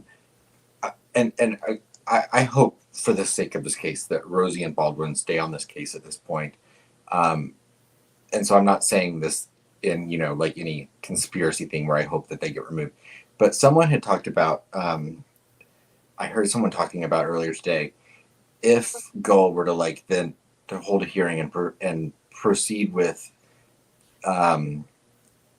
having Rosie and Baldwin removed from the case in the way she probably should have done the first time, and they were to get removed, would it be logical that it would be Scrimmon and Lebrato that would then come back on, or would then there be a fifth and sixth new attorney? I think that today's interview kind of scrapped Lebrato for coming back on the case. But Oh, he'd that's a good already point. done that a few months ago. So who What? knows? Why do you Well, that think was Scrimmin that did that. Oh, was that okay? But still, now both of them Okay. have spoken publicly on the case. So But like, why do you think that if Scrimmin, if that wasn't an issue for Scrimmin to say something on the prosecution side, like why would it be a problem for Lebrato to come back when all he's done is spoken of the innocence of his client? Right? It'd probably be helpful. I think it would instill a lot of trust in people that you know. Especially with him being not adverse, what's that word? Adversarial with GULL, but like saying, I trust her that she's a good judge. yeah. And yeah, it was, what do we call it? A work product that was sent to Brandon Woodhouse. It wasn't the entire case file. Right. Right. Supposedly. Because that's impossible. What? Of course. Plus, it was sent in December of 2022. I don't even Baldwin and Rosie are saying they didn't get all the discovery until October of 2023. Yeah. So how could the entire case file be sent in December 2022? Yeah. Well, it's No. huge. 1 second. Hi, Alexa. How are you? Welcome to the live. It was there. I know. Like, well, before she was. No, sorry. No, I'm like multitasking. I'm like listening in the background. So I just wanted to just see if you wanted to say anything or if you're just listening still. no, I'm listening. When Okay. you guys finish talking, I'll jump in later. Okay. Okay, I'll be back. By later, she means good night, everybody. Okay. So, I'm here. I have to, my first meeting is at 2:00. So yeah. to finish. Are you swearing on my life that on Friday we're doing Rex Humorman? I hope so. Like Oh, I'm no, like 90% sure. Because 90. right now I'm like 90%. Oh, okay. Okay. When you get to 100, let me know. No. I'm just teasing. Okay, so go on. Anybody, Ivy, Aspen, whatever. For me personally, like I said, go ahead. You guys just say your piece. I've done enough lives today already. So just have at it. Whatever questions you see out there from Travis or anybody else, just feel free to say any what you want. Yeah, so we just answered that one, Travis. It wasn't the whole case file. It was just that index, basically a list of what they were compiling out of the discovery, I believe. Right. Thoughts on GULL making. To me, this, GULL commenting on her granddaughter's Facebook post. She said, congratulations. I mean, a judge being on Facebook to me is a little bit bizarre, but As her granddaughter. yeah, it's her granddaughter, and she said congratulations. I don't. Is that really a big deal? I don't think so, but people keep asking that every I single. don't know. It I depends. don't. Is there an ethical code for them somewhere? I think Aspen had it Yeah. somewhere. Of course. I mean, of course, there's an ethical code. I mean, I need to read that. Because I've heard the whole story now blown up, even to the point where I've even heard people say that GULL gave donations to it, and I'm like, no, she just said that's congratulations. she literally commented on a Facebook post of her daughter-in-law's or granddaughter that said congratulations. What I don't understand is why have why make it public? Like, why don't you, if you're a judge, it's like judge like teachers, don't make yourself public. Get a name that nobody knows and nobody can attach. Oh, this is who you're friends with. This is who you spoke to. Because then it looks bad. Agreed. Mm-hmm. It is. And I get it. It might not be bad, saying congratulations, but then, people are going to twist it. Right. I agree. What, I look at Trini? it from a therapist point of view, because we also have to be very careful with stuff like that. And it's the way I describe my opinion, and I think our Facebook chat was, it reminds me of a question that you would be asked in ethics class. And the right answer would be, don't comment, because like you shouldn't be having any sort of like mixing, I guess I'll say, Right. with people who you have cases with. I agree. But the longer once you get out of school, though, and you start working, whether this is right or wrong, once you start working and the longer you work, especially in rural areas, all those things that you learned in ethics class to be careful about kind of start falling out of your brain at some point. and you get comfortable, and then you do stuff like that. And normally it's not a big deal. It's only a big deal when it becomes a big deal. And by then it's already done. I don't want to see, for example, the teachers. I don't want to see my kid's teacher in a bikini sipping margaritas and dancing the conga line in Mexico. I really don't want to see that. And I don't think my kids, that are friends with their teacher should be seeing that either. Because then, the kind of respect kind of thing, then the line gets blurred. I don't know. I am against that. I think if you are, public person, do not have Facebook. I don't mind having Facebook, but don't make it public.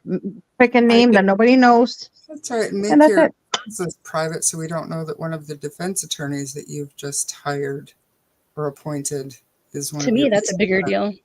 Me Well, too. Like, congratulating your granddaughter is one thing, but being friends with a court-appointed attorney is a completely different thing.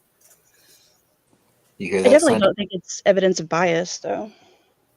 No, Sonny, don't post any pictures of yourself in a bikini sipping a margarita because you're a public person and Alexa doesn't want her kids seeing it. Well, first of all, you wouldn't be able to see my bikini from the waist down because every freaking fat roll would cover it. Oh, Yeah, I like honestly, whatever, Travis.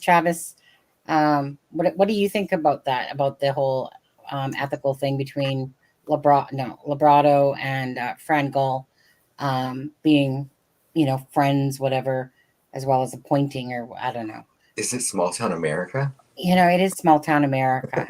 It's kind of like in Carroll County, right? Usually one person, two people pretty much own everything in the town. And they own the taxi cabs. They own the freaking barbershop down the road. Well, hey, Richard Allen didn't even charge Tara German for the pictures for Livy's funeral. What I know. Wasn't that an amazing that's just crazy, right? Like Sarah Farrell said that it's also about Becky Patty presenting the award, Blurred Lines, but I mean we're starting to get into 6 degrees of separation Exactly. here. Goal wasn't there. Yeah, and it's a memorial park. They had a game there. The kid won an award and was being presented by the main person who funded or led the funding campaign for that memorial. It's, to me, there's the only blurred lines are the ones that people are making. To me, it's a non-issue, and a judge should, maybe take better care of their social media appearances, maybe. But to me, it's not. I bet Richard Allen filled. I bet Richard Allen filled a prescription for Nick McClelland. Does that mean Nick McClelland should be thrown off the case? Yes. Yes. It does. In this case, there you go. Yeah. I know this is related, but this reminds me of when I was told, because I live in a college town where I went to college at, and that's also where I did my master's program for counseling. And I don't know how many times they told us that we had to be careful about going to the strip where the bars are and getting drunk, because especially if we worked in the counseling clinic on campus for the training one, that we may see our clients who are also students there at the strip, and it would be inappropriate to be drunk there even though you're off the clock. It's fucking ridiculous. I saw one of my teachers in high school at a bar, and I'll never forget it. Of course, I shouldn't have been there. Well, I don't know. It's like one of those stupid. I guess the reason it reminded me of that is it's something that shouldn't be an issue and isn't even really fair, but somehow is an issue. Well, do you remember, Ivy? Do you remember? And this is a little separate, but do you remember? There was a privacy issue that came up a few years ago because there was a therapy office that it challenged, people had, it was one of the first times I ever heard about algorithms kind of violating people's privacy, and it was the fact that people that had liked this therapist's practice on Facebook, they started showing up. They started showing up in each other's suggested friends. Oh, interesting. Don't be friends with clients. Right. Well, and it wasn't even that they were friends. It was people that liked their Facebook, their business page. and then people noticed that other patients started showing up in each other's suggested friends. Yeah. What do you Because that do was a about link that they had as they both liked that page. Right. That's what was Can I just pissing me clarify? off, is stuff like that. That's interesting, and you can't do anything about it because it's all the algorithm. It's all the Right, and algorithm. that's when you have to hold, like, you know, that's I think Facebook actually had to address it. Mhm. Can I just clarify the whole award thing? Travis, Fran Gull's granddaughter played a softball game and won an award and was being presented this award by Becky Patty, and somebody snapped a picture, and granddaughter posted it on her Facebook. Well, her That mom did. granddaughter or her mom posted it on Facebook, and Fran Gull commented on her family's post, congratulations. It had nothing to do with I think it was the whole team. It wasn't just the granddaughter. Had nothing to do with the park. It had nothing to do with Becky. It was a grandmother congratulating her granddaughter. Somebody So sent me the poster. I remember having the post. Somebody put it somewhere. Don't remember who sent it. I get it. The appearance isn't great, but it's not a big deal. I don't think it's a big deal either, considering she was posting to her granddaughter. I will congratulate my granddaughter, and I don't care who sees it. I don't think it's a big deal, but I think again, I mean, this is me. Maybe, you know, I'm stupid. I am the type of person that I believe, you know, if, let's say, like Ivy, you know, if you're a therapist, don't get drunk in that town. Go to the next town and get drunk. That's how I think. I don't want to see my shrink, you know, drinking and getting drunk and, you know, making out God, how many people, you know, that's just me. That's how I think. And I respect how other people think. But at the same time, I see this is just a grandma congratulating, you know, the granddaughter. But it can be, when you're a public figure, I guess, like her, I mean, it's not public, but you know what I mean? Because somebody like that in a small town, this can be, now people are just going to say, oh, look, Patty with GULL in a picture together. And I mean, look at the disruption that it's caused in the public, Mm-hmm. in the community. You know, so don't even put yourself in that situation. Have agree. Have Facebook, but don't make it known that it's you. That's it.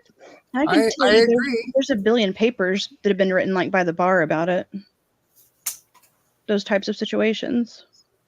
Well, if there were, and she should know better, and maybe there'll be consequences. Maybe there won't be. You just don't. I think you just don't think about it. Like, you know, you're just living your life. Don't make me speak up for the woman, but she was congratulating her granddaughter. I mean, I can look past it if you can. Yeah.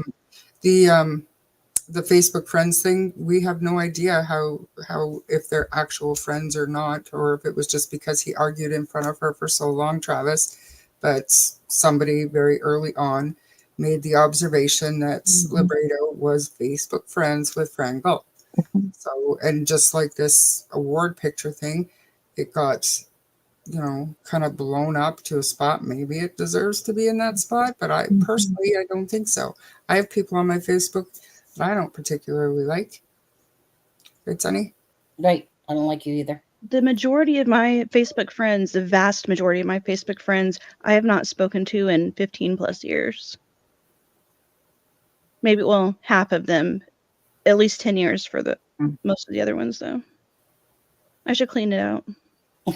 I think I have like 128 friends, and maybe and see, but I don't understand. See, this is the thing I don't understand. Like I have two Facebooks, the Alexa and then my when I post pictures of my children and my friends and that. But those are people that I can pick up the phone. Like I can pick up the phone, all my Facebook friends, and I know they will answer me. I mean, I don't have a lot because I don't have a lot of friends, but I never understood that whole thing of, you know, adding, oh, I meet you in a park. Oh, okay. Give me your Facebook.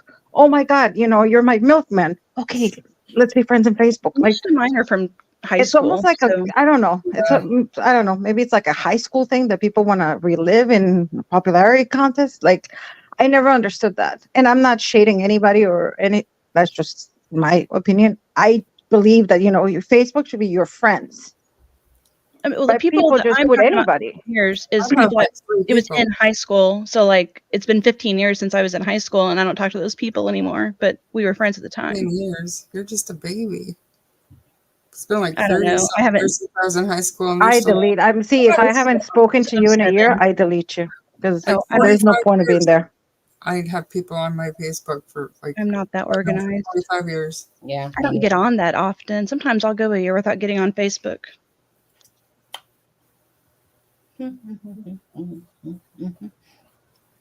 don't pay attention to my Facebook. Seriously. Only I just post shit. I talk to people on Messenger. That's it.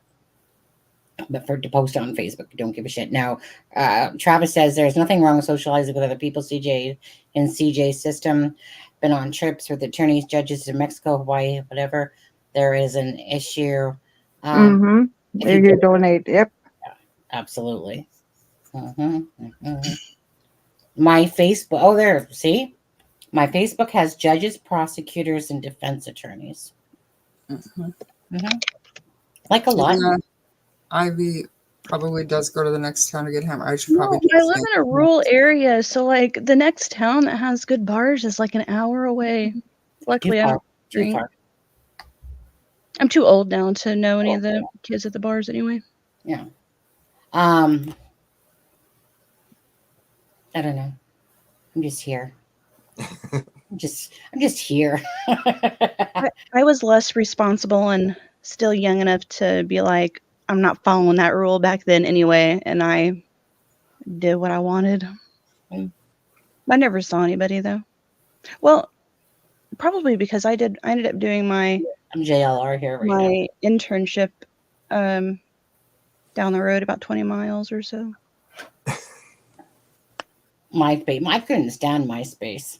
I'm glad MySpace was gone, actually. You take that back. You Does take anybody that, remember take that back right now. Hey? You take that back right now. MySpace is still here, I think. It's I just like loved MySpace. Jim. Who's your top Yes. 5? What? Who's your top 5? Nick McClellan. Okay.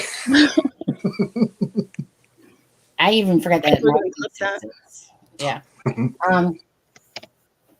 Yeah, I mean, I totally forgot that MySpace. The only time I remember that MySpace existed is because when I was looking up people on Intellius, it would say that they had a Facebook URL, that they had an Instagram, that they had a MySpace.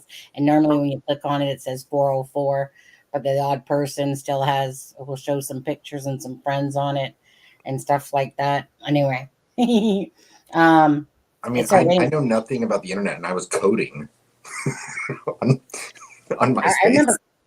Yeah. I never had MySpace. Never. I No. used ICQ way back in ICQ. the day. Right. Thank you. Sorry, guys. We're not off track, but we're kind of off track. But ICQ, which means I seek you.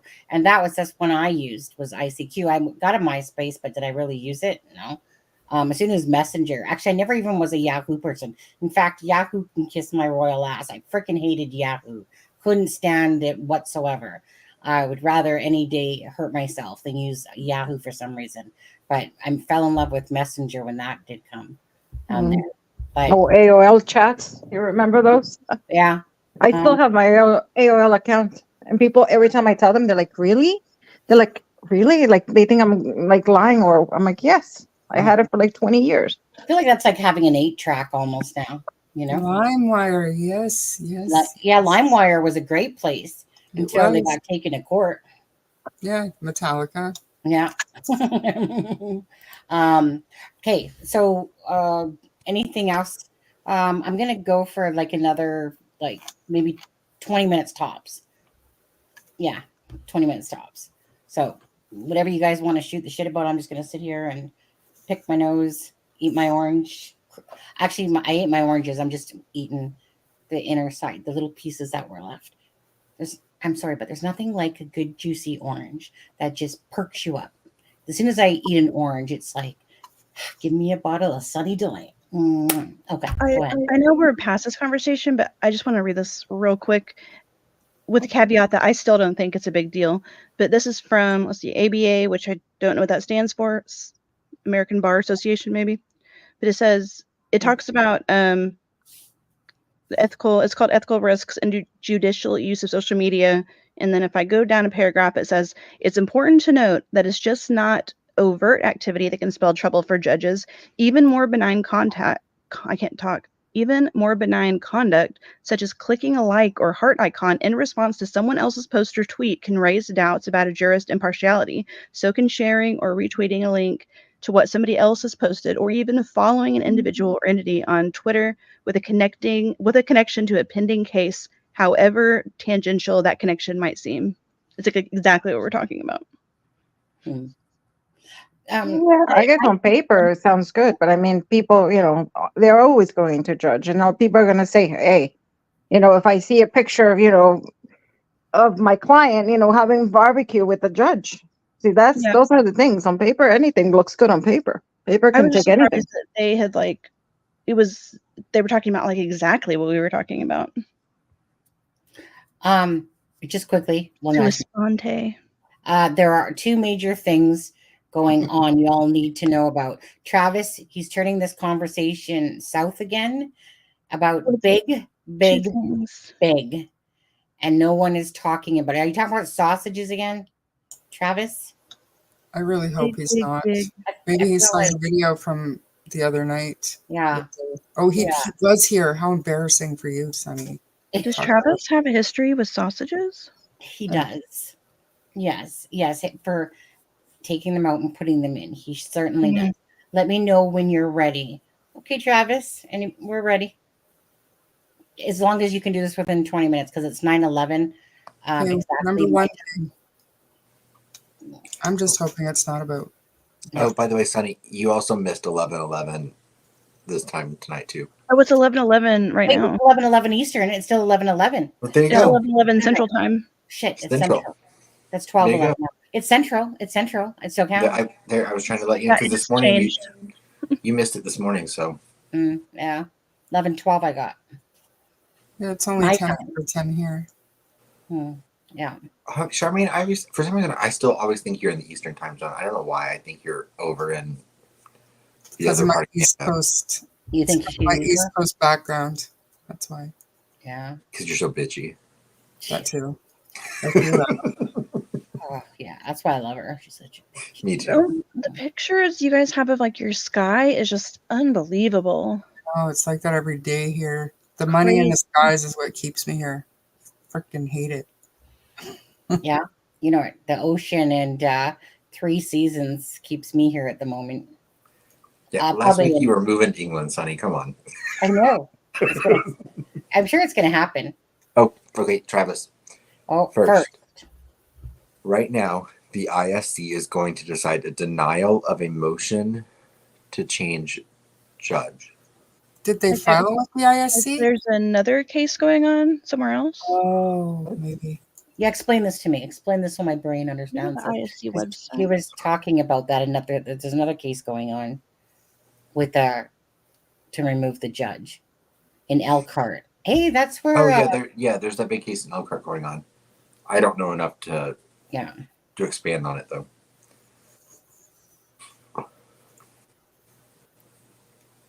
Okay, next one. Click it, Adam.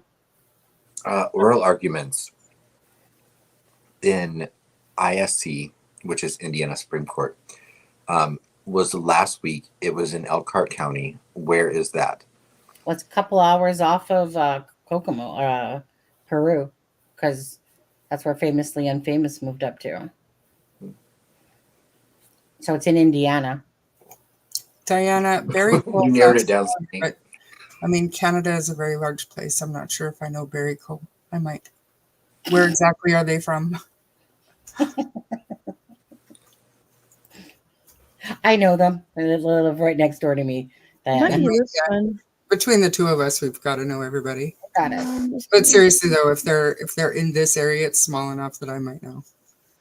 Oh, Edmonton now, that's kind of a big place. What day was it? I get the name of the case and you can last week.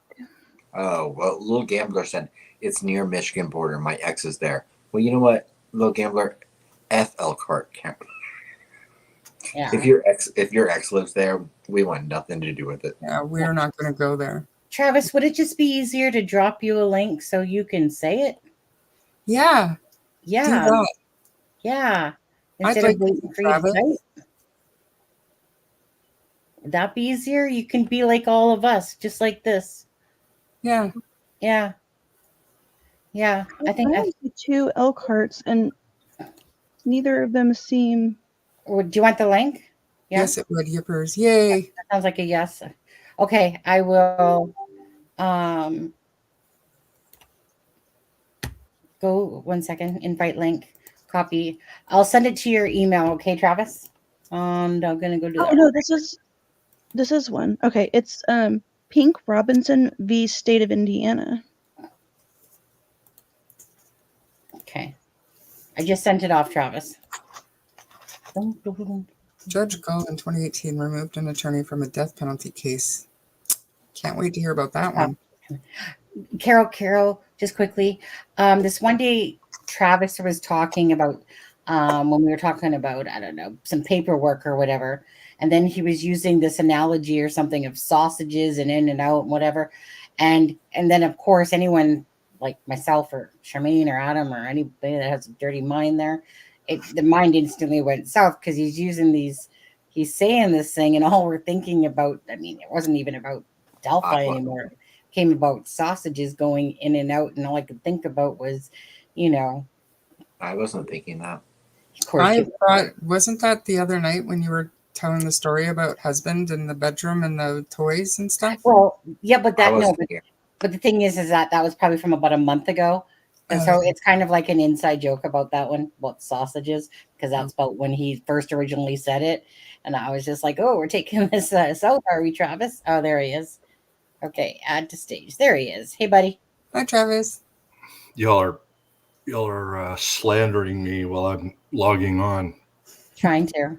Okay, so here's the facts on that. So apparently, when I was on a live like a month or 2 months ago, remember I was in StreamYard, and it may have been when I was out at the ranch, and the Wi-Fi was weak, and so I couldn't see the chat stream, and then all of a sudden I heard all of these comments about sausage vis-a-vis me. I don't know, what the context of it was, but I could kind of gather, because there was comments. Oh, Travis is new. He may not get our sense of humor, but I'm sure he will. So anyway, and then on the VIP flight, or what I was led to believe was a VIP flight, I wasn't in the VIP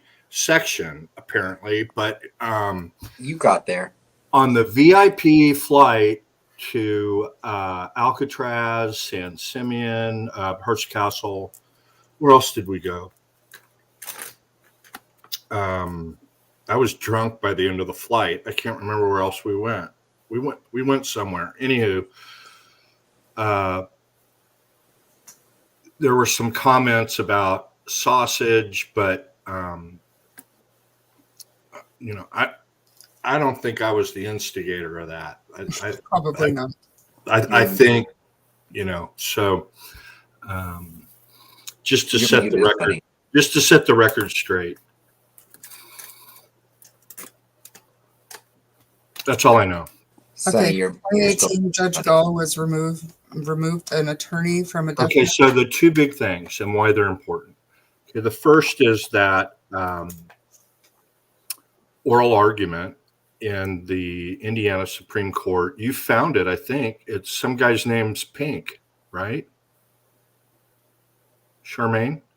It's Pink Ivy. Robinson v. Ivy? State of Indiana. Yep, that's it. There's 3 cases, and I think it's under that. And I remember now which one is Pink. Anyone know what that's in reference to? Which one is Pink? No, I have 3 names, but that's the first one. No. The lyric. Which one is Pink? Oh, I'm massively disappointed. Somebody have it in chat. the lyric. What? The lyric, song lyric. That's all the hint you're getting. Oh, are we talking about the Aerosmith song Pink or the artist Pink? There's a I'm song sorry, called Travis. "Have a Cigar" by Pink Floyd. One of the Okay. lyrics is, Okay.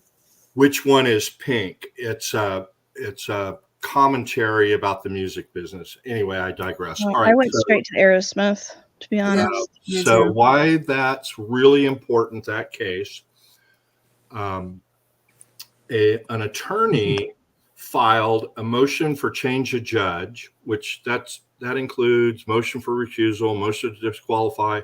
The proper terminology to get rid of a judge for bias is motion to change judge. That's the name of the statute. They filed a motion for change of judge based on bias. It was denied. They sought certification of an interlocutory appeal, granted. They went to the Court of Appeals, appealed. Court of Appeals said denied.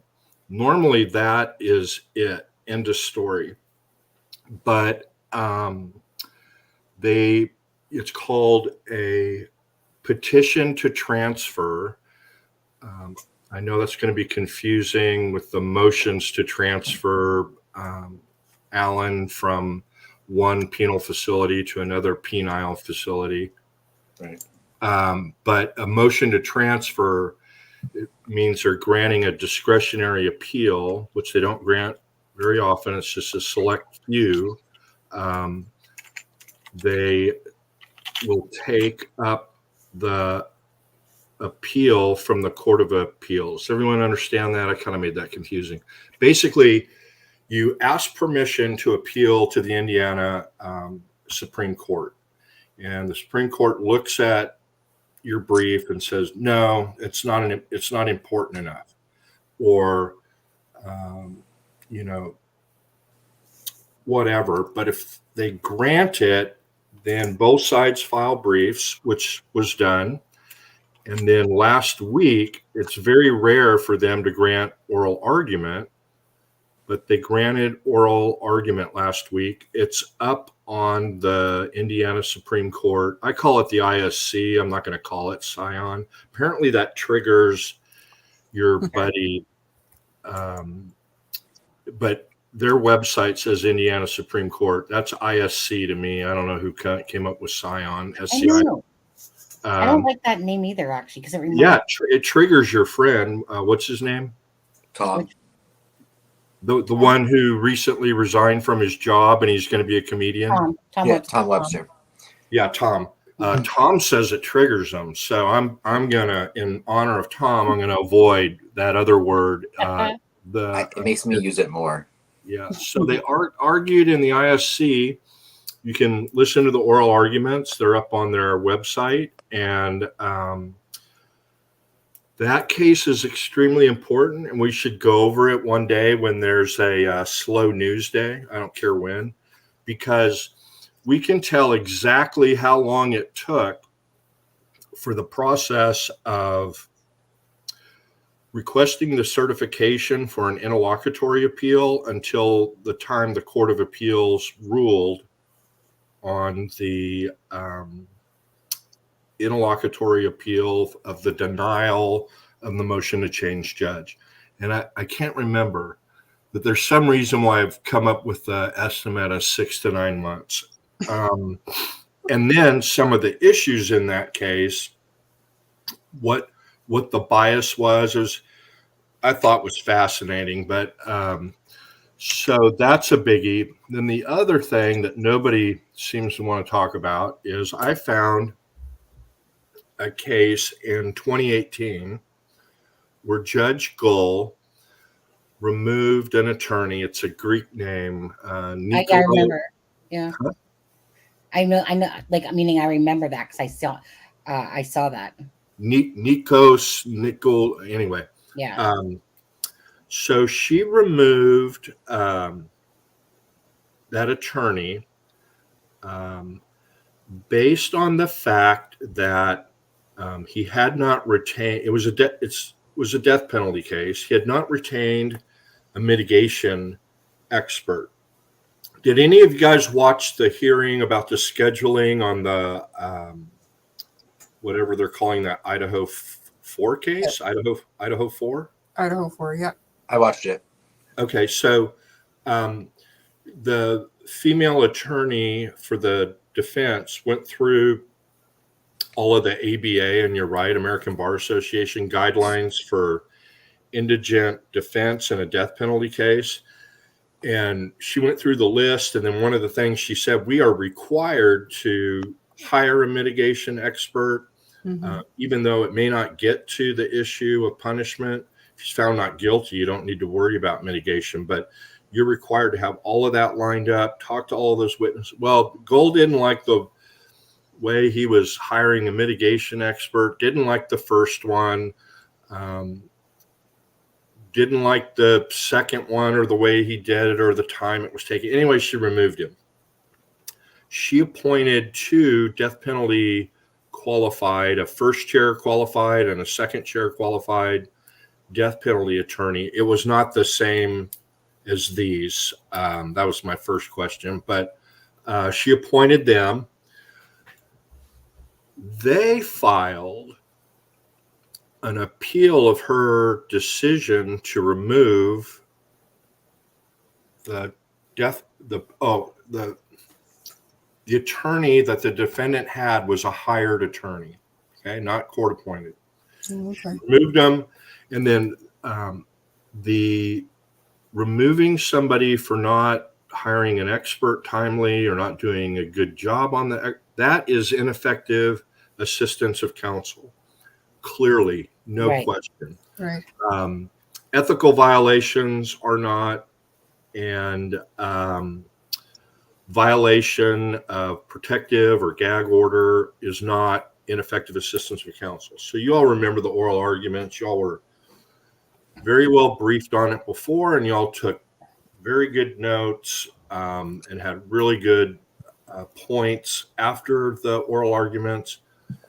They kept talking about, is this insubordination or, is what you have here insubordination or gross negligence? And it kept coming back. If you go back and listen to those arguments, kept going back to ineffective assistance of counsel, except in, what do we all say? Come on. In wheat. I had to unmute. All right. But that's a case where it was based on conflict. Well, Judge.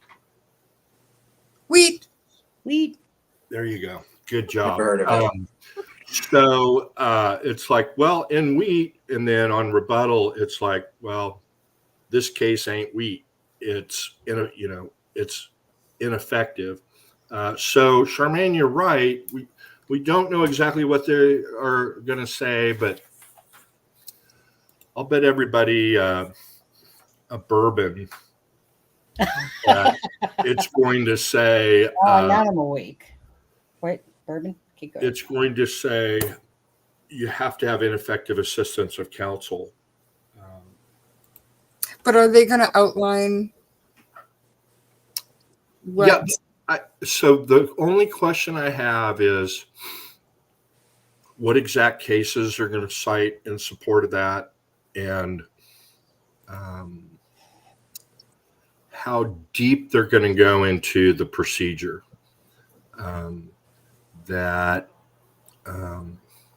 Because you remember one of the questions is, I think within the first 3 minutes, well, what about an attorney not showing up to court? And then that's where he locked in and he said, that is ineffective. That's actually what he said is, well, that's not even being a lawyer, and you can remove for that. But they didn't really dig down. Charmaine, I agree with the premise of your question. They didn't dig down and, okay, in that situation where the attorney didn't show up to court, no one can get hold of his, do I need to hold a hearing, and give him time to come in and explain what's going on? And I really can't fathom that, but they didn't really ask questions about that. Maybe they didn't want to tip their hand. You start talking about what should the procedure be if you think there's ineffectiveness. but I suspect they're going to outline it a little bit. Right. And what they'll say is so normally if there's a bar complaint, I know it's a little bit different than ineffective assistance of counsel, but normally if there's a bar complaint and the grounds or, whatever, you're innocent until proven guilty. That they don't suspend you. They don't, it's not like government where maybe you're suspended with pay. No, you go on unless they lay out an emergency situation where there's a substantial likelihood of harm to clients or the community. And so if, someone's clearly become Alzheimer's or has lost it mentally or, major mental health issue, stealing client funds, and it looks pretty clear they're stealing client funds, they'll do an emergency order. So I think they'll say, if it's something egregious that's clearly whatever, the judge can take immediate action without a hearing, but that would be pretty serious. They may skip that and decide not to get into it.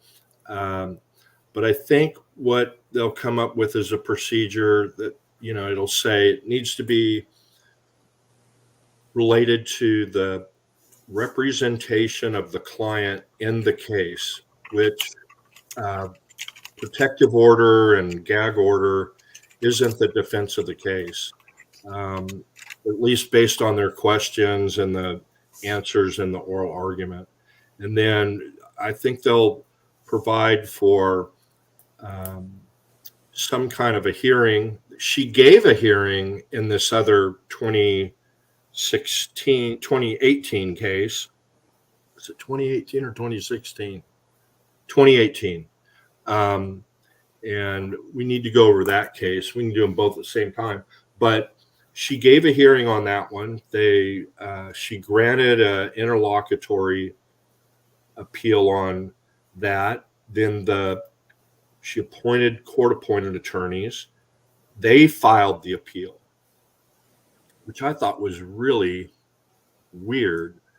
So she put in these two new attorneys, just like in this case, not these two same ones. And then those two attorneys immediately filed a request for an interlocutory appeal of her decision to remove them. And what's even more interesting about that case is the Indiana Defense Counsel. Do you remember them on this recent appeal, who they were? Mm-hmm. They were the ones that filed the amicus brief that kind of had some funny, basically their argument was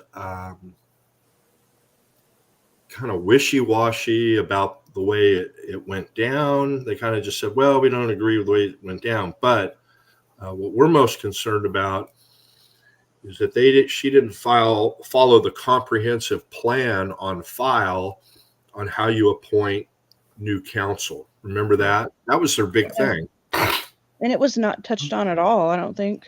Well, wisely, they didn't allow them any of their minutes to argue.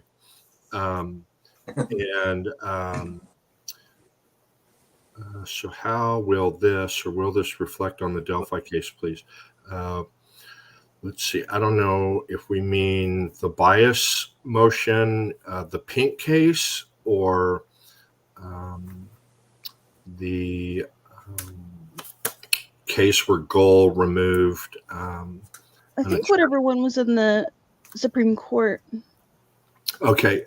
So why that's important for you all to be up to speed on, and I'm surprised nobody is talking about it, but you will be. And then of course, like most things, once you guys talk about it here, it's like a tsunami. It just spreads across the YouTube world, and then everybody will be talking about it. But, you know, it's got to start here first, like a lot of things. But why it's important is judge filed an attorney filed a motion to change judge based on bias. That's what we have right now in the Richard Allen case, the Delphi case. They asked, the judge denied it. And so we'll see the basis for the denial. We'll see the grounds that they came up with for the bias. Because remember this, if you remember anything, you file 18 motions in a row, and the judge denies every single one. Denied, denied, denied, denied, denied. That absolutely cannot be a basis for bias, is the way courts ruled. It's got to be something else. So he's crying, sorry. You know, the way the court rules on your motions or your objections, that is not a ground. You have to come up with something that either shows bias or the appearance of bias. So it's important to see what was raised in this other case. It's obviously extremely important to the Indiana Supreme Court because most of the cases that are taken up on interlocutory appeal, the Court of Appeals will decide one way or the other. The Indiana Supreme Court never, ever grants a motion to transfer in those cases usually, unless it's a majorly important case. So that's a good one. And we don't have to spend a lot of time on the other case in 2018, but they filed the motion. The appointed attorneys came in and they filed motion for interlocutory appeal to have the Court of Appeals determine if Judge GULL's removal of the attorney, retained attorney, was proper. But they withdrew the appeal because the client didn't want to wait the amount of time in jail that it was going to take. Anywho,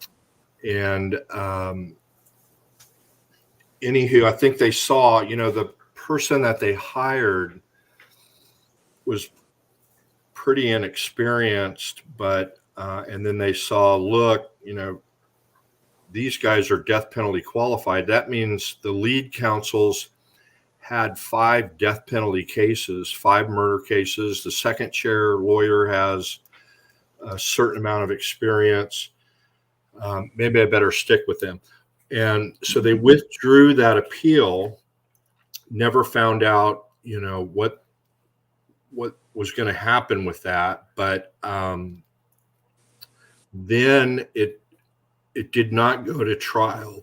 Excuse me, the defendant, it was the murder of his girlfriend, I think her parents, other relatives, and then she was 9 months pregnant. So he pled to 400 years to avoid the death penalty. And young kid, really, it's really sad, horrible. But you know, I think that's important to look at on what they put in their briefs. We don't need to spend a lot of time on that. But the other ones I think is really worth looking into for 20 minutes or so, because ultimately, you know, they're going to have to reach this motion to change judge. That's about it. What else? Well, Can I ask you a quick? Oh, sorry, Sonny. Go ahead. Well, I do that, but the thing, okay, We need to move things along here because my husband's going to need to go to bed soon. But there's some people in chat and whatever that have questions that can do that. So let's try to do that quickly first. Adam, hold your thought. Hold your thought. Cold truth. And I asked you this the other day, but I don't recall seeing the answer. But you might have answered it. For the payment part that we read about, what's a normal time to expect a payment? Cold Truth was asking in here today. I just didn't recall seeing your answer the other day, even though you might have. Because they're showing like months.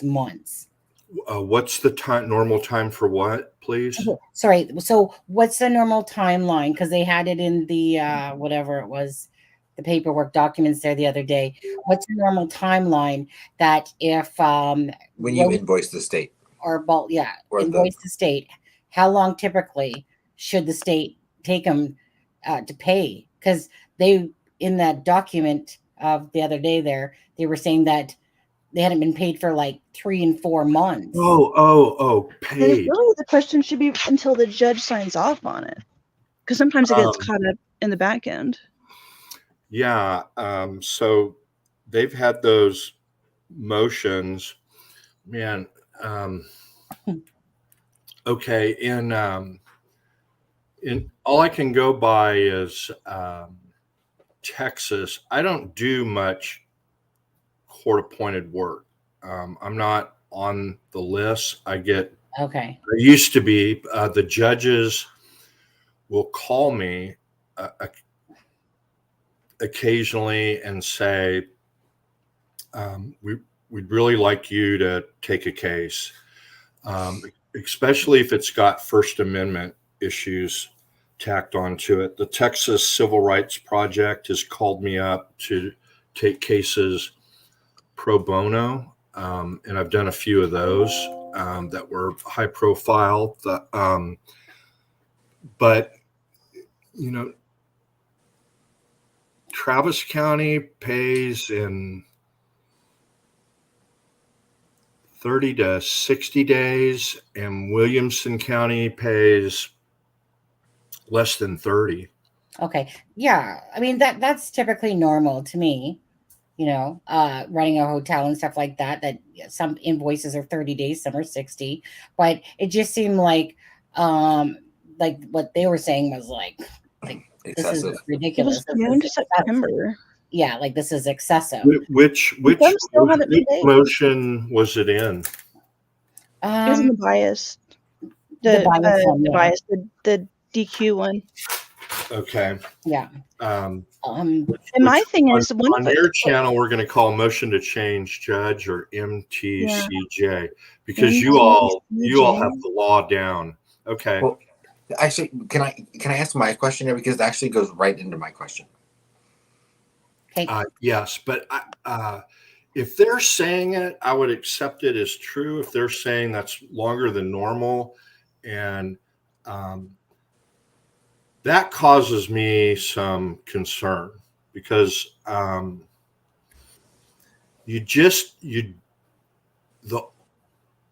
judges have to approve all the bills. I mean, that's just standard. They're the ones that would know that this is a reasonable amount of hours. This is she even references denying a bill for a copy vendor and part of the emails in the record for the original action. Y'all remember that? Said, well, it was like the source of the leak. Well, I denied a bill for a copy service, which I think was a rational thing to ask law enforcement to follow up on and let the DA know that I denied a bill on a vendor, because the DA wouldn't know about. They're not supposed to know what bills get denied. They're not supposed to see the bills because it would have your strategy in there, telephone conference with the world's most preeminent expert, or, Michael Bodden, you can figure out some strategy in there if they were able to see it. Anyway, she said, that could be the source. You might want to check with that copy service because they could have copies of something. And they're, when I denied their bill, they're out to spite me. But To let Bill sit. Now she was ill. She was ill for a while and out of the office.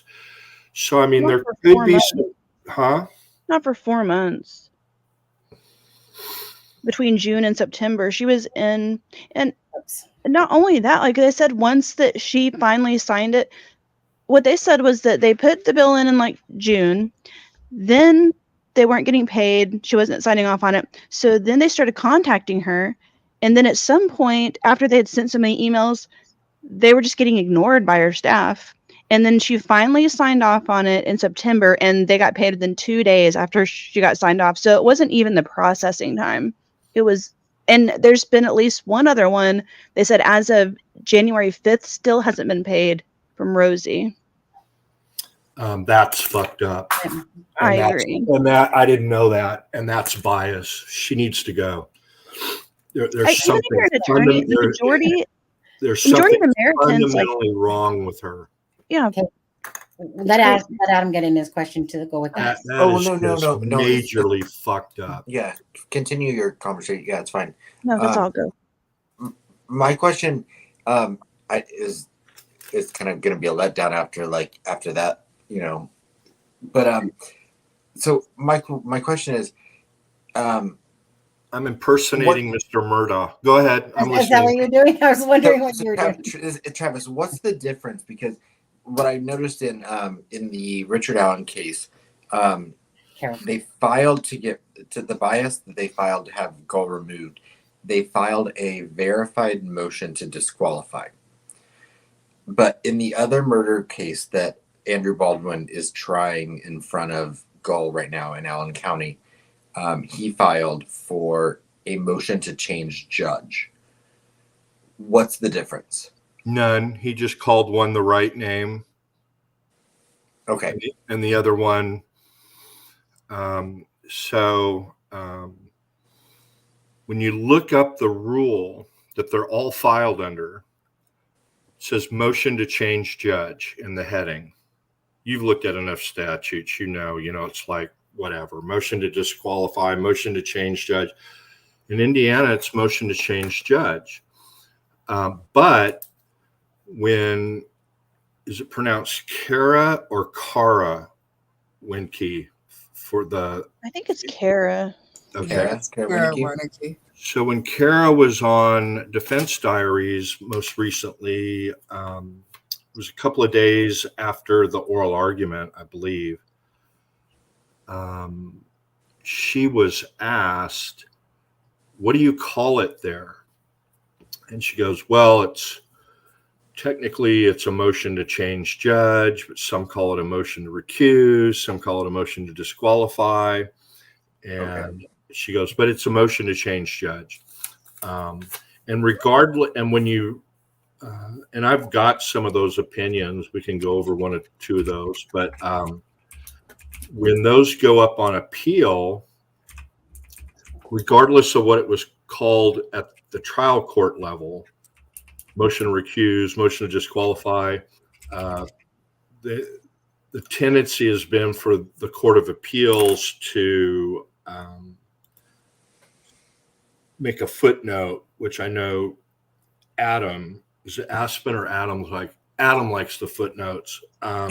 Footnote, this was called motion to disqualify in the trial court. We're going to refer to it as motion to change judge. And I know how much Adam's a stickler for being technically correct. So it's motion to change judge. But that's the only thing, Adam, is that okay.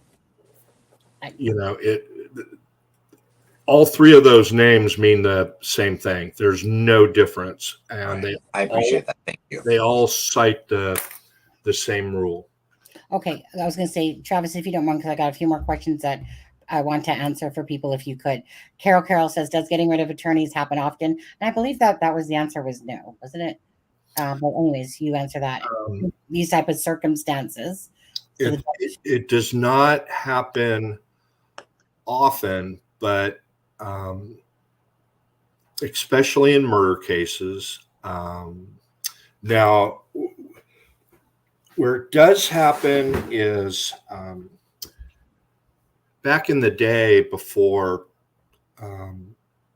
especially in Texas, where they started requiring attorneys who are on a court-appointed list, which is different than a public defender, typical public defender office. Big, large cities, Dallas, Houston, Fort Worth, not Austin, not San Antonio. They have a public defender's office, which is what you kind of see on TV, which is like a large law firm or like a district attorney's office, except all they do is defend indigent criminal defendants. And they have an appellate division. All they do is criminal appeals and lots of lawyers, different levels of lawyers. They handle misdemeanors, lawyers that handle all of the death penalty cases, lawyers that handle all the murder cases and major crimes. Well, in the smaller counties, with even Travis County, which is Austin, they had a court-appointed list. And ours was kind of the model for the state. There were different requirements. So on felonies, they had A, B, and C. A was the top level, and you could be appointed to the most serious crimes. And then B and C. And you had to work your way up on that list. And there were incentives if you were an A-rated lawyer, which I was. You got like 3-to-1 cases versus a C lawyer. But anywho, under that system, you, since you're getting newer lawyers that have worked up from misdemeanors and they're now a C attorney, may have no experience with felonies, whatnot. They may have other issues going on. They're so new at it that you might have a bad attorney that's going through some sort of issues, either substance or mental health. And the judges have weekly or monthly meetings, and they'll bring up, hey, you know what's going on with Attorney Smith or Attorney Jones. And then the local defense bar is the Austin Criminal Defense Lawyers Association. We had a committee that if an attorney was being removed from the court-appointed list or whatnot, we would look at it and then go and talk to the chief judge and intercede on their behalf. We figured if there was 3 of us on the committee and I was on it for a period of time, it'd be harder for a judge to take it out on one attorney trying to represent another defense attorney. But anyway, in those situations where people are, attorneys are running into problems, they'll remove them from the court-appointed list. Kaczynski, Lynn Kaczynski, and Avery, they found out about what he had done on the confession and not being present during an interview, and they declared an emergency and removed him from getting any criminal appointments. It was so egregious. So it's rare, Carol. It's rare, but it does happen. From my personal experience, I've never seen an attorney removed from a court appointment list or removed from a case that, I never, knowing the facts because I was on that strike force committee or being a board member of the local associate, I never saw a removal from either the list or a case that I thought was inappropriate. Yeah. But probably it is rare, but it's not unheard of. Okay, hold on a second. That was okay. Okay, go ahead. Nope, that was Caracol's. I'm going to combine Mel's question together. She has two really. So we've talked about this, and I already know your answer, Travis. Is it typical for a person on trial for murder to go into the judge's chambers? No. And that was no. I remember that. I understand because of the way it reads in the transcript. Well, the whole thing was, hey, Hennessy or whoever told Baldwin or Rosie, hey, you need to get on the record. It's essential. You need to get on the record that your client wants you to stay on the case. It's vital to the appeal. So they're like, well, Judge, we need you to hear from Richard Allen, and they're desperate and they're not really thinking clearly. We could have him brought in here so he can tell you. And well, I don't want him in here. It wasn't because she had a bias against Richard Allen, in my opinion. It was, that's not my call. The sheriffs are, those offices aren't big palatial palaces. I don't know how big they are, but that's been confirmed by a couple of people. And I understand the way the comment reads in black and white, but I think the context of it was, and then it shifted to, well, you wouldn't lie to me about that. I wouldn't lie to you about anything, Judge. Okay. And then it was like, Baldwin and Rosie are looking at each other going, okay, that should cover it for appeal. But that's what I think happened. I've never seen a criminal defendant go back in chambers unless two things are true. One, they're out on bond, and two, they're a lawyer. Okay, and her second follow-up question was, after she asked about the money payment, she says, do public defenders have to get pre-approval for expenditures outside the scope of salary?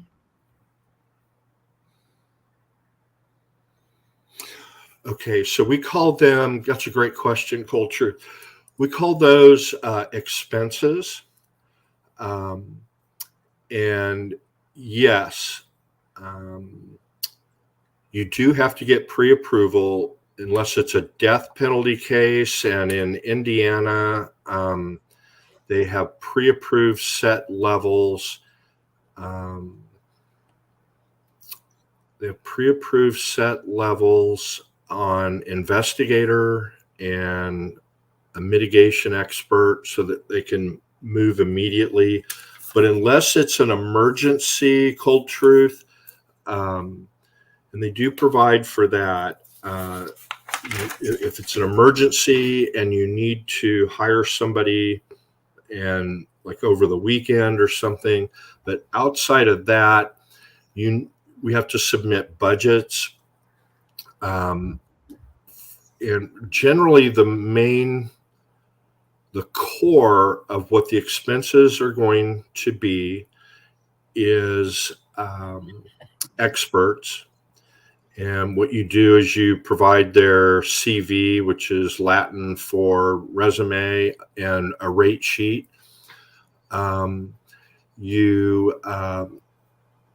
You get certain periodic approvals for the investigator, and they'll say, yeah, we need these things done. And he or she estimates it's going to be $1,500, and the judge may come back and say, well, I'll approve 1,000 for now, and we'll see how they do. And so you got to submit that. And then, so again, referring, if folks saw the Idaho 4 hearing, they talked about, hey, not only do I have to go through all this discovery, but it's going to take time for the investigator to do things. It's going to take time to hire experts. I don't know what the state's experts are going to be. And then got to figure out from that what my experts are going to be. So, ain't no way we're doing it this summer. It's more likely summer next year. But yeah, you have to get approval. So that's worrisome.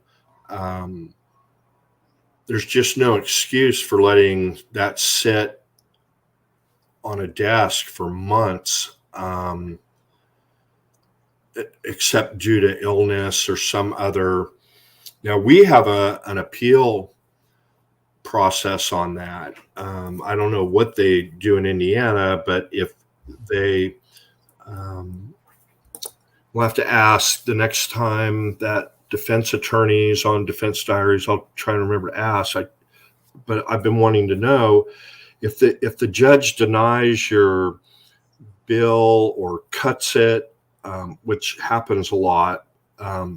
Here we have an automatic appeal to the presiding judge of the region, and they determine. It takes it out of the politics and whatnot. It's a great system. We like it. The judges like it. Kind of take it out of their hands. It's a judge out of town in the general area that they'll know what overheads are and prevailing rates and all of that. But I don't know what happens if they deny your bill or if they're not paying it timely. I don't know what they're doing. I guess, they had to get the auditor to approach the board of supervisors of that county to get more money so he could hire a second attorney to try the case with him and some additional staff. Maybe they had no money. I don't know, but it doesn't make sense that they already have that set to the side, though. Yeah. I believe. Oh, But okay. Well, I don't know. Since it took so long for her to do some of the motions plus that, I'd be interested to know what her timeline was for stuff like that in other cases. Maybe she's just shit at administration work. It's still no excuse. Yeah, right. But it would be interesting to know, is there a delay everywhere? Or who's here? Maybe, Chief Judge, I keep trying to tell people.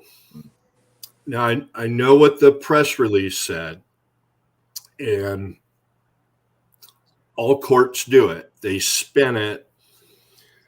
Judge Smith has been elected chief judge of the whatever district superior court by the peers of the other judges.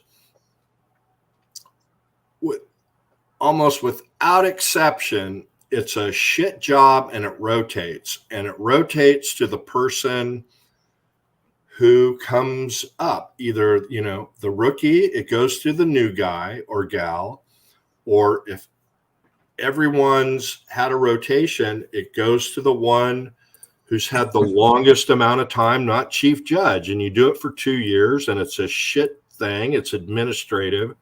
Right. It doesn't help you clear what does get looked at and what's tracked by computer, and they tip the court administrator will print out a report in the judges meeting, which aren't subject to open records, and they meet.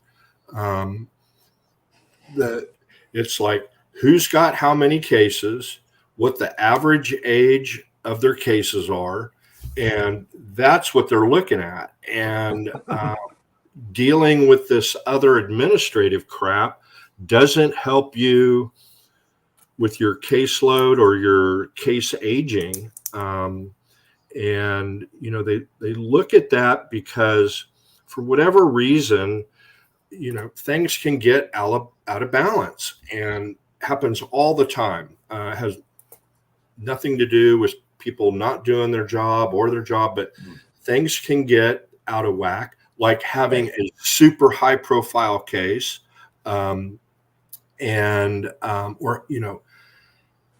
having to set aside the time for a 6-10 week trial. It's going to throw things out of whack because you got one judge who can only handle one case for 6 to 10 weeks, and the other judges have to pick up the slack, and they understand, and it's luck of the draw, and that's just part of being a judge, and so they'll level things out on those numbers, but it's not really an honor, or it doesn't suggest anything either about her qualities in a positive way or a negative way. It's just part of what you got to do when your number's up. You got to be the chief judge for 2 years. Did I answer that? I think so. So yeah, it would be interesting to know what the time frame is. So I got a list of questions for that guy. What's that guy's name on Defense Diaries? They've had him on twice. He was on last week. Bob Mata. I'm kidding. I know the person. Bob Mata, but he has an Indiana attorney that comes on. Shay Hughes. Who? Shay Hughes. Yeah. Steve. Nice guy. Okay. All right. He's Gray Hughes' cousin. Yeah, it must be. Who? No, it's a joke. Oh, Go okay. ahead. I'm kidding. All right, so we want to know what's the normal time to get your ass paid, because he is a private attorney that submits bills. Normal time to get paid. But maybe ask Bob Mata to ask that guy. Yeah, and what was the other question we had too about? Nope, that was that one you did, but okay. AJ had asked what is next coming for this case. So what are we expecting? Okay, so there's a little drama here, a little disagreement amongst the experts. Anywho, yeah. So let's ask almost a lawyer. What do you see as the next step? Yeah, go on, Adam. I hope that the next step is that GULL's going to deny the motion to disqualify, and that everyone decides to pull up their pants and move forward. But I don't think that'll happen. I think that they're going to think she's biased. I think she's going to say I'm not biased. I think they're going to say, okay, well, you left us with no other option. We're now going to have to file an interlocutory appeal. Okay, Charmaine, what do you think is the next step? Do you agree with Adam? Might be no. Of course, I don't. I really don't. I think it's gonna be one or two things. We're either gonna see some more outlandish shit starting like tomorrow morning, or people are going to actually use their common sense and wait for that opinion to come out. And if the opinion is taking too long, perhaps GULL will move on the biased crap, whatever.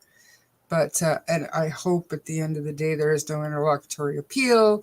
They put their big boy pants on and they get to trial and they deal with the rest of the shit in the appeal process, because it seems to me like that would be just as quick. Ivy, are you back? I'm sorry. That's exactly what I said. It's not though. Is Ivy, are you back? If you are, what's the next step? Ivy, wake up. Come on now.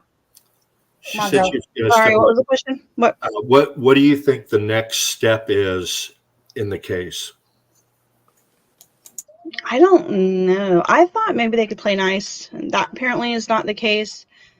I think they'll get the opinion, and if the opinion is that it wasn't just the process, but also like you can't call somebody ineffective and kick them off when they're doing these things that you said, like those aren't the same things. If that's the case, then I think McClellan will still try to get the sanction from the contempt, and GULL, I still think there's a tiny chance that GULL will recuse herself, but probably not.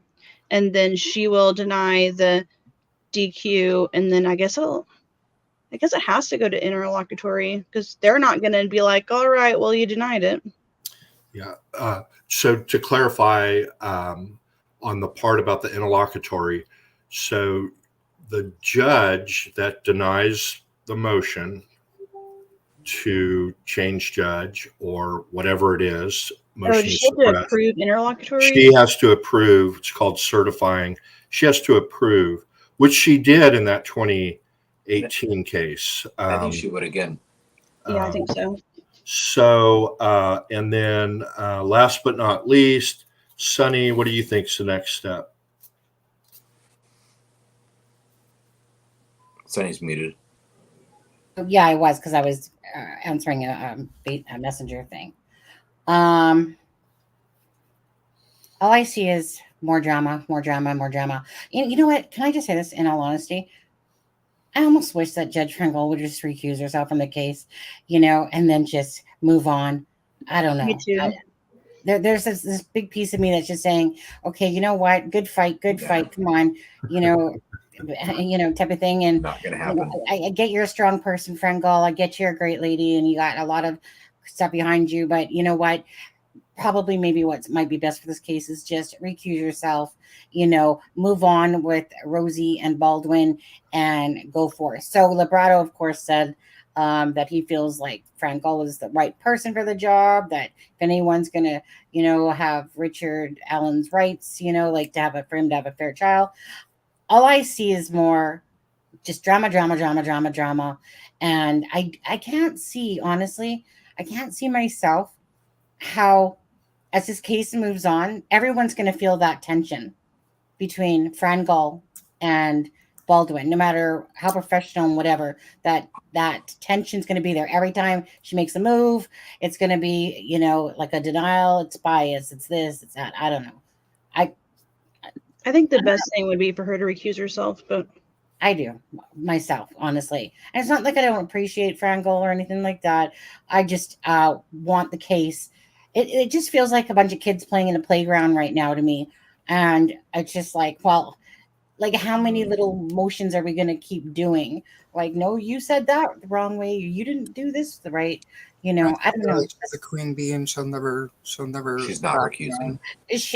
But I know she probably won't, because if she's kind of stubborn, kind of like I am at all, if I feel like I'm right, like when I absolutely feel like I'm right about something, or that I feel like I'm going to be the best judge or whatever, I ain't backing down from nobody. And she kind of seems to have that type of fight in her, but I just feel I would almost like to say, you know what, Fran, there we go. See ya. Go. And she might feel like she might feel empowered by the fact that the Supreme Court didn't make her leave. So, But that was for a lower court to decide. There was a process in place for that. The mandamus was for extraordinary relief, right? Absolutely. Same as if she were to try to disqualify Baldwin and Rosie again. Unless she had a hearing and did it the right way. Or whatever they say in the in the detailed written opinion, right? That you and Ivy mentioned. Well, here's what I think the next step's going to be. But there's a bit of drama. Is Bob and Allie are of the opinion that she cannot rule on anything else until the motion to change judge is ruled upon. That's what it says in the motion. And they cited a law.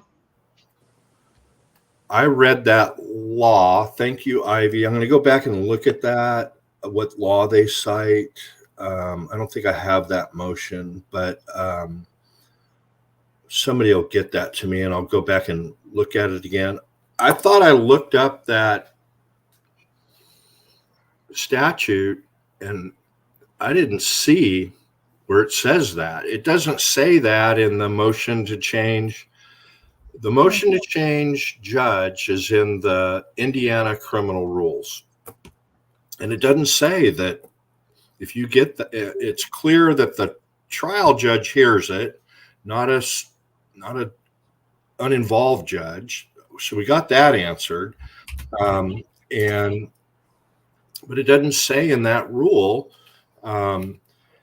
stop what you're doing. Don't look at anything else. Look at it and do whatever. Unless, I looked at an old rule. I don't think I did.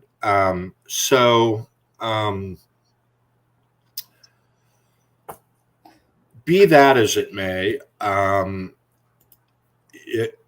there is a rule that a judge is supposed to rule on motions and have a preliminary decision 30 days after it's submitted. And submitted means after either there is the last paper pleading is filed, or 30 days after a hearing, if that's granted, and argument. So I think the next step's going to be whatever the oldest motion is.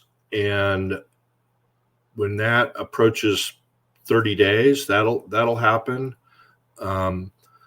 Unless I'm just absolutely wrong and she has to rule on the motion to change judge first. I don't think contempt's kind of a weird thing. Contempt, even though if it's civil contempt, indirect civil contempt, which is it occurs outside the presence of the judge. They don't see it. They don't hear the person. And we had a big case in Austin about this where the defense attorney made the prosecutor was saying something towards the defense attorney who'd gotten like 6 not guilty verdicts in a row, kind of a maverick guy, younger guy. And, the state just hated him. He'd punch their buttons. Well, anyway, the prosecutor said something to him in a hearing. It wasn't a jury trial. And then he made a quote in the opinion, masturbatory gesture, unquote, towards the prosecutor. So, anyway, something like that. And the judge saw it out of the corner of her eye that you're in contempt. And so that's direct. Indirect is the DA says, hey, this is going on. It's a violation of the order and we're pissed off. It's kind of part of the case, but it's separate. I just can't see that she would have to decide the motion for bias first, but I can kind of understand the practical effect of it. If she started to rule on some of these other things first, and then she gets to the bias motion and then grants it on herself, what the hell does that do to what she decided before? But anywho, so as a practical matter, I don't think the rule requires it, but as a practical matter, you really do need to reach the motion to change judge first. Yeah. Okay. I got to wrap this up, guys, because my husband. No. Okay. Yeah. Is that like, is okay. And I got to make this quick. Okay. Seriously. Did we get everybody's questions? Yeah, absolutely. Right. That's why I'm happy now. I wanted just to make sure. But can I do a plug just real quick? Okay. You can do a plug, but you're trying to scoot something out as well. Yeah. I want to get a plug in. Like a butt plug in? Not a butt plug. That was on something recent. Oh, yeah. Yeah, that was on Sunny recently. Yeah, I think that was on It's a Crime and Shame. Yeah, that. Yeah, that was. And what is our? So I want to plug. We're running a special on my sweaty balls for a dozen. Instead of $13.99, it's $8.50 for a dozen sweaty balls. My sweaty balls. And the reviews are awesome. They taste great. They're nobody's better than sweaty. That's my plug. You know, that's so funny because that's what my husband always says. And I'm just like, baby, they're sweaty. Okay. So just so you guys know, and where can we find these sweaty balls? And obviously, I'm not offering them in my product line, but Well, usually you can find my sweaty balls close to home, but hit me up and I'll get people the link. Okay. Did Charmaine have anything else to say tonight? My brain is frozen. The sweaty balls just threw me. I'm sorry. Ivy, what were you trying to get out there at the same time? I was trying to say, I gotta go to bed. Oh, perfect. Okay, because my husband needs to go to bed. Travis, thank you for coming on and answering people's questions. And just let me know when you want to talk about, like I said, the cases. The one I think it's one that you wanted to really talk about was the Elkhart one. Was that more the one you wanted to talk about? Yeah, it won't take long. Spend about 15 minutes on that. You know that's not true. But I'll put in the time to dig out the details so we're not wasting a lot of time online. Yeah. Well, I was gonna say, can you do me a favor? So like whatever information you want to get together or that you want me to, and then pull it up for you or whatever and talk about it. Send just if you could do that for me, that would be great. And Ivy's going to. If we block out 30 minutes and get it done in 20, then I can talk more about my sweaty balls. I heard saying good night. Bye. Good night. I heard the DA met with the families on the 3 boys' family in Kansas City. Was it the DA met with the families? Oh, are you talking about Kansas City? Oh, yeah. Yeah, three men. I said boys. 3 men in Kansas City. I can't stand me looking at that like that. Well, maybe that's better. Hold on. I don't know why. There we go. I can't keep looking at myself in that big thing. Okay. Oh, hey Travis, there's your hat. I'm reading the order because it's about. Oh, that's that one. Yeah. Okay. Well, that answers that. As for the Kansas City ones, they're supposed to meet with the prosecutor today, right? On Monday, they said. Oh, Monday. And then he checked himself into rehab, huh? And so he checked himself into rehab. So at the end of the day, I believe that Jordan Willis, in a sense, is innocent. They meaning that he might possibly has been the person to distribute what was in his home, because the guy obviously was buying tickets. He seemed to, like to spend money because the other people didn't have it as much. And obviously he makes a lot of money. I don't think that he has anything, honestly, to do with it in a sense. I think like everyone, we all felt that there's this peculiar, some people might still for sure, but there's a lot of different peculiarities. But I think if we look at the fact that 3 were outside drinking, drugs, laced, and hypothermia, like the weather, and then he's inside and he probably is passed out for 2 days. I'm actually kind of believing that that's really truthful, to be honest with you, knowing he checked himself into rehab according to his friend. And I do feel like he feels horrible about all this. I think that his lawyer should have a zipper on his lips, because his lawyer made him look like so many different stories. His lawyer did a poor job of trying to represent his client, and you know how it is on the internet. Yeah, no question there. Right? A changing narrative because you haven't spent the time to understand the facts. And representing clients, and an official comes out and gets in front of the cameras, a government official that my client works for that government agency, and that government official gives this statement, and it's not accurate. That gets taken out on my client.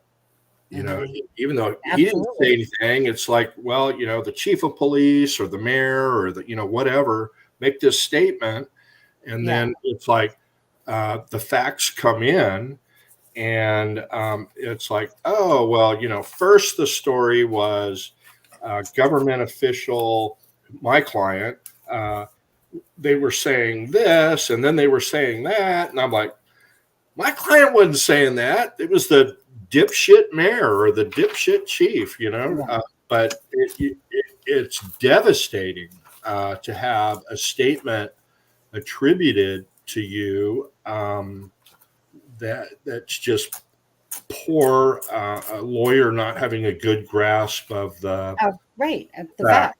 Yeah, bad. But well, I think the tides are turning a little bit for him, like meaning he's checked himself into rehab. He's clearly, obviously saying that he is got drug issues. But obviously the family's going to have questions, and so you at least attempt to reach out. So I'm sure that attorney maybe did a fantastic job of, okay, look, it is what it is. There's nothing criminal here. I'm going to take you down. We're going to go meet with the police. We're going to give them an interview. We're going to explain all of this stuff. But consuming drugs is not a crime. Right. Don't care what it is. Possessing controlled substances is a crime, but you don't have any on you or whatnot. You don't have any at the home. So, you could admit to whatever if they freely and voluntarily knew what they were consuming. But what puts you down for 2 days, Adam? Wait, well, why would I know? I was just thinking, thank you for not I asking. grew up in the late 70s and the 80s. There's not a drug you can name that I haven't done.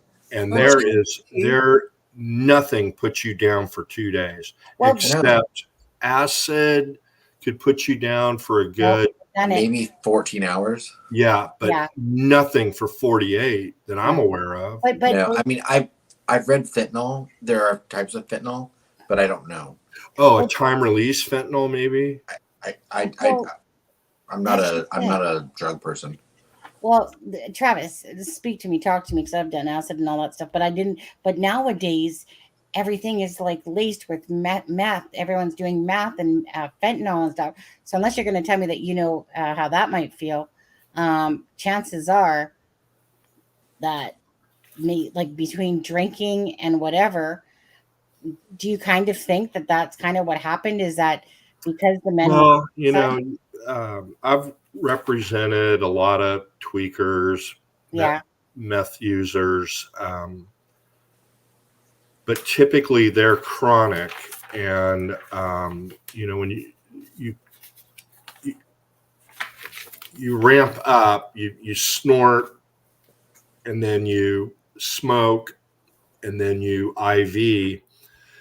But meth users can be up for days and then sleep. They can sleep for a solid 48, but they could get curse. You can't be a HIV protein scientist and be a meth head. At that level, right? That I've seen. Yeah. Like, do you kind of think that because the factors of drinking, drugs, and the coldness outside, that all three of them just honestly just whatever it was, their hearts or whatever. Michael Bodden did an interview on Fox. Yeah, that we seen that one today. He said if at that temperature, you could, he didn't say it was absolutely what happened, but he said at that temperature, you could perish within 60 minutes. You could be dead. Oh, 60? No. An hour, 1 hour. You could be dead. That's quite a long time. Considering one didn't have a jacket. Well, now without a jacket, maybe quicker, but yeah, but an hour's, you know what I mean? It's one thing to go out for a smoke and hang out for a few minutes. But, when you're approaching lethal levels of an opioid, I had a very close friend, his daughter passed away that way. And, we started a thing to have Narcan be without a prescription. It would be behind the counter of pharmacies, but anyone over 18 could buy it. And then there was a big push to have school nurses have Narcan. All of the ambulances and all of the ERs have Narcan. Anyway, for years and years and years. Anyway, with fentanyl and all of those issues, you doze off, and then it affects your respiratory system, and you stop breathing, and you don't wake up, and then you factor in the cold and alcohol. I know, yeah. And then and then the alcohol. And Taylor Swift. I mean, is it big in any of your areas? I mean, it's not like, some of those areas up in the Northeast U.S., it was a big campaign issue the last election cycle. Yeah, what are we going to do about this opioid fentanyl crisis? It was in the presidential campaign last cycle, and I think they got some money on that. I don't know what Congress did, but it's a big problem in some of these communities. I saw in the Northeast where they were having 3 or 4 OD fentanyl deaths a day in Boston, and I can't remember where all. But is it big in any of your areas? No, because I'm in such a small town, when somebody dies of an overdose, it's always a big deal. And in my opinion, we've had a lot of deaths, but I mean, maybe one a year, but that here is a lot considering our population is like 2,800. Yeah. And I don't think it's a huge deal. I mean, I live in Charlotte, North Carolina, so I mean, it's a big city, but I think it's bigger in a lot of like rural areas, like I think like West Virginia, Ohio, Kentucky, Indiana, Pennsylvania, I feel like those are states that it's rampant in. Mm-hmm. And it is everywhere, but I don't hear about it daily on the news here. Yeah. So heroin, peaked in 70s, 80s, rapidly declined, and then heroin started to have a resurgence and becoming a popular drug again in the late 90s, 97, 98, going into the 2000s. And how do I know that? Because I live within 5 hours of the Mexican border, and the number of arrests for large amounts of black tar heroin, which is what comes in from Mexico, more and more, and just saw it rising. And then most use that or start out using it by snorting it or smoking it. But now with the Mexican drug cartels moving all of that in, from what I understand, a lot of heroin that gets tested has a bunch of fentanyl in it. Mm-hmm. And so even if you snort or smoke it, depending on how much is in there, and what makes it so deadly is you get a hot batch, I'll call it, and you're at a lethal level right away. So our bodies metabolize that stuff pretty much all the same. Heroin gets metabolized to morphine, and codeine gets, but these synthetics like fentanyl and whatnot, but most opioids, whether they're natural from a poppy or synthetic, you build up a tolerance. So if you're a longtime chronic user of heroin, you can build up a tolerance that, and they've seen this in rats. I mean, you can just more, and they put in more and more and more over a 3-month period. They give them that dose. Let's say it's 1 ml of morphine. Give 1 ml of morphine to a rat that's never had it or been exposed to it. It kills them in 2 minutes. But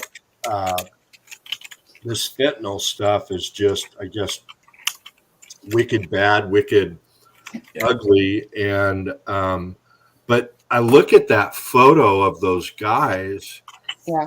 And, I know one was a scientist and was making some good money. I don't know what the others did, but one was engaged, had a fiance. Right. I think One was of 3 kids.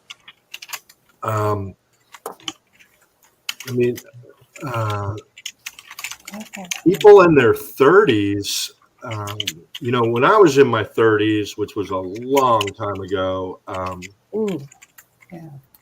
cocaine was still popular, and cocaine was popular from high school kids. But who can really afford cocaine is people that are solid, and people in their 30s and 40s. It was common to be a weekend drug, or hey, let's get some for the get some for the concert, whatever. But it's just really sad. And Baldwin and Rosie could afford it if GULL would just pay them. Absolutely. I know. Well, going back to that just real briefly, not getting paid with that kind of a case for 4 or 5 months, that can put you under. If you're not with a firm that can carry you. Now, Rosie, his father-in-law, is big time attorney, but he's kind of like semi-retired. They have a lot of school district clients, do a lot of school law. There might be an attorney or 2 over there that can kind of make up. But if you're a sole practitioner and you're not getting paid for 4 or 5 months, you can go under. You can't pay. And they've got to put all those new locks on the doors. Can't have video surveillance. You can't have a key card system in your evidence room. A retina scan to get into the war room. Mm-hmm. Yeah, but seriously, it can put you under. So I don't know why they haven't been raising more hell about that. Right. Well, hopefully they will. Yeah, that may be. Right. You guys, I really need to go. Travis, thank you. And as for the Chiefs, the Kansas boys, rest in peace to those boys. We'll see how it plays out more. It's seeming the puzzle pieces are starting to fit together a little bit better, perhaps now, knowing that this guy. Well, if it comes down the way it looks, it's just really, really difficult for a mother to explain to her 3 kids, or for a fiance. It's like they died of an opioid overdose, and then there's questions about you had to know this was going on, or and why are you so I highly recommend, no spoilers, watch American Nightmare, and then you'll see how there could be a backlash. It's good. About on Netflix. Yes, it's on Netflix. It's a 3-episode one, and it's really good. It was very good. Okay. Okay. I need to go. Thank you guys so much. Thank you to Ivy. Thank you to Alexa. Go ahead, Adam. What are you going to say? Thank you, Alexa. Thank you, Ivy. Thank you, Charmaine. Charmaine, thank you for the memberships you gifted earlier today. I wasn't on the stream when you did it, but I wanted to say thank you. Welcome. Now you're going to have to remember that Sharon Parker donated as well. Yes. And that Lacey did as well in earlier streams today. And Travis, thank you so much for coming on. I appreciate it. Yeah. Thank you for having me, and thanks to everybody in chat, and thank you to Charmaine for donating all over the internet and I know. We're Defense Diaries got $28. Just saying, Sonny. $27.99. Canadian, which is about $3.27. Yeah, but I had to get my full question out. Okay, I had to, and I kept upping the dollar amount. Upping it to get the full question out. Yeah, because that's how it right. Now you know what you got to do here. Yeah. If you could just write a novel, right? Imagine that. I wonder how much you would get. Should like 27 cents, and I get a question. Anyways, thank you guys so much. You guys have a great night. This has been great talk. Thank you guys. Have a great night. Like, I'm just repeating myself now because I'm tired. Thanks, Travis. Thanks, Adam. Thanks, you guys, for watching us. And thanks, Charmaine, Ivy, and Alexa. Good night.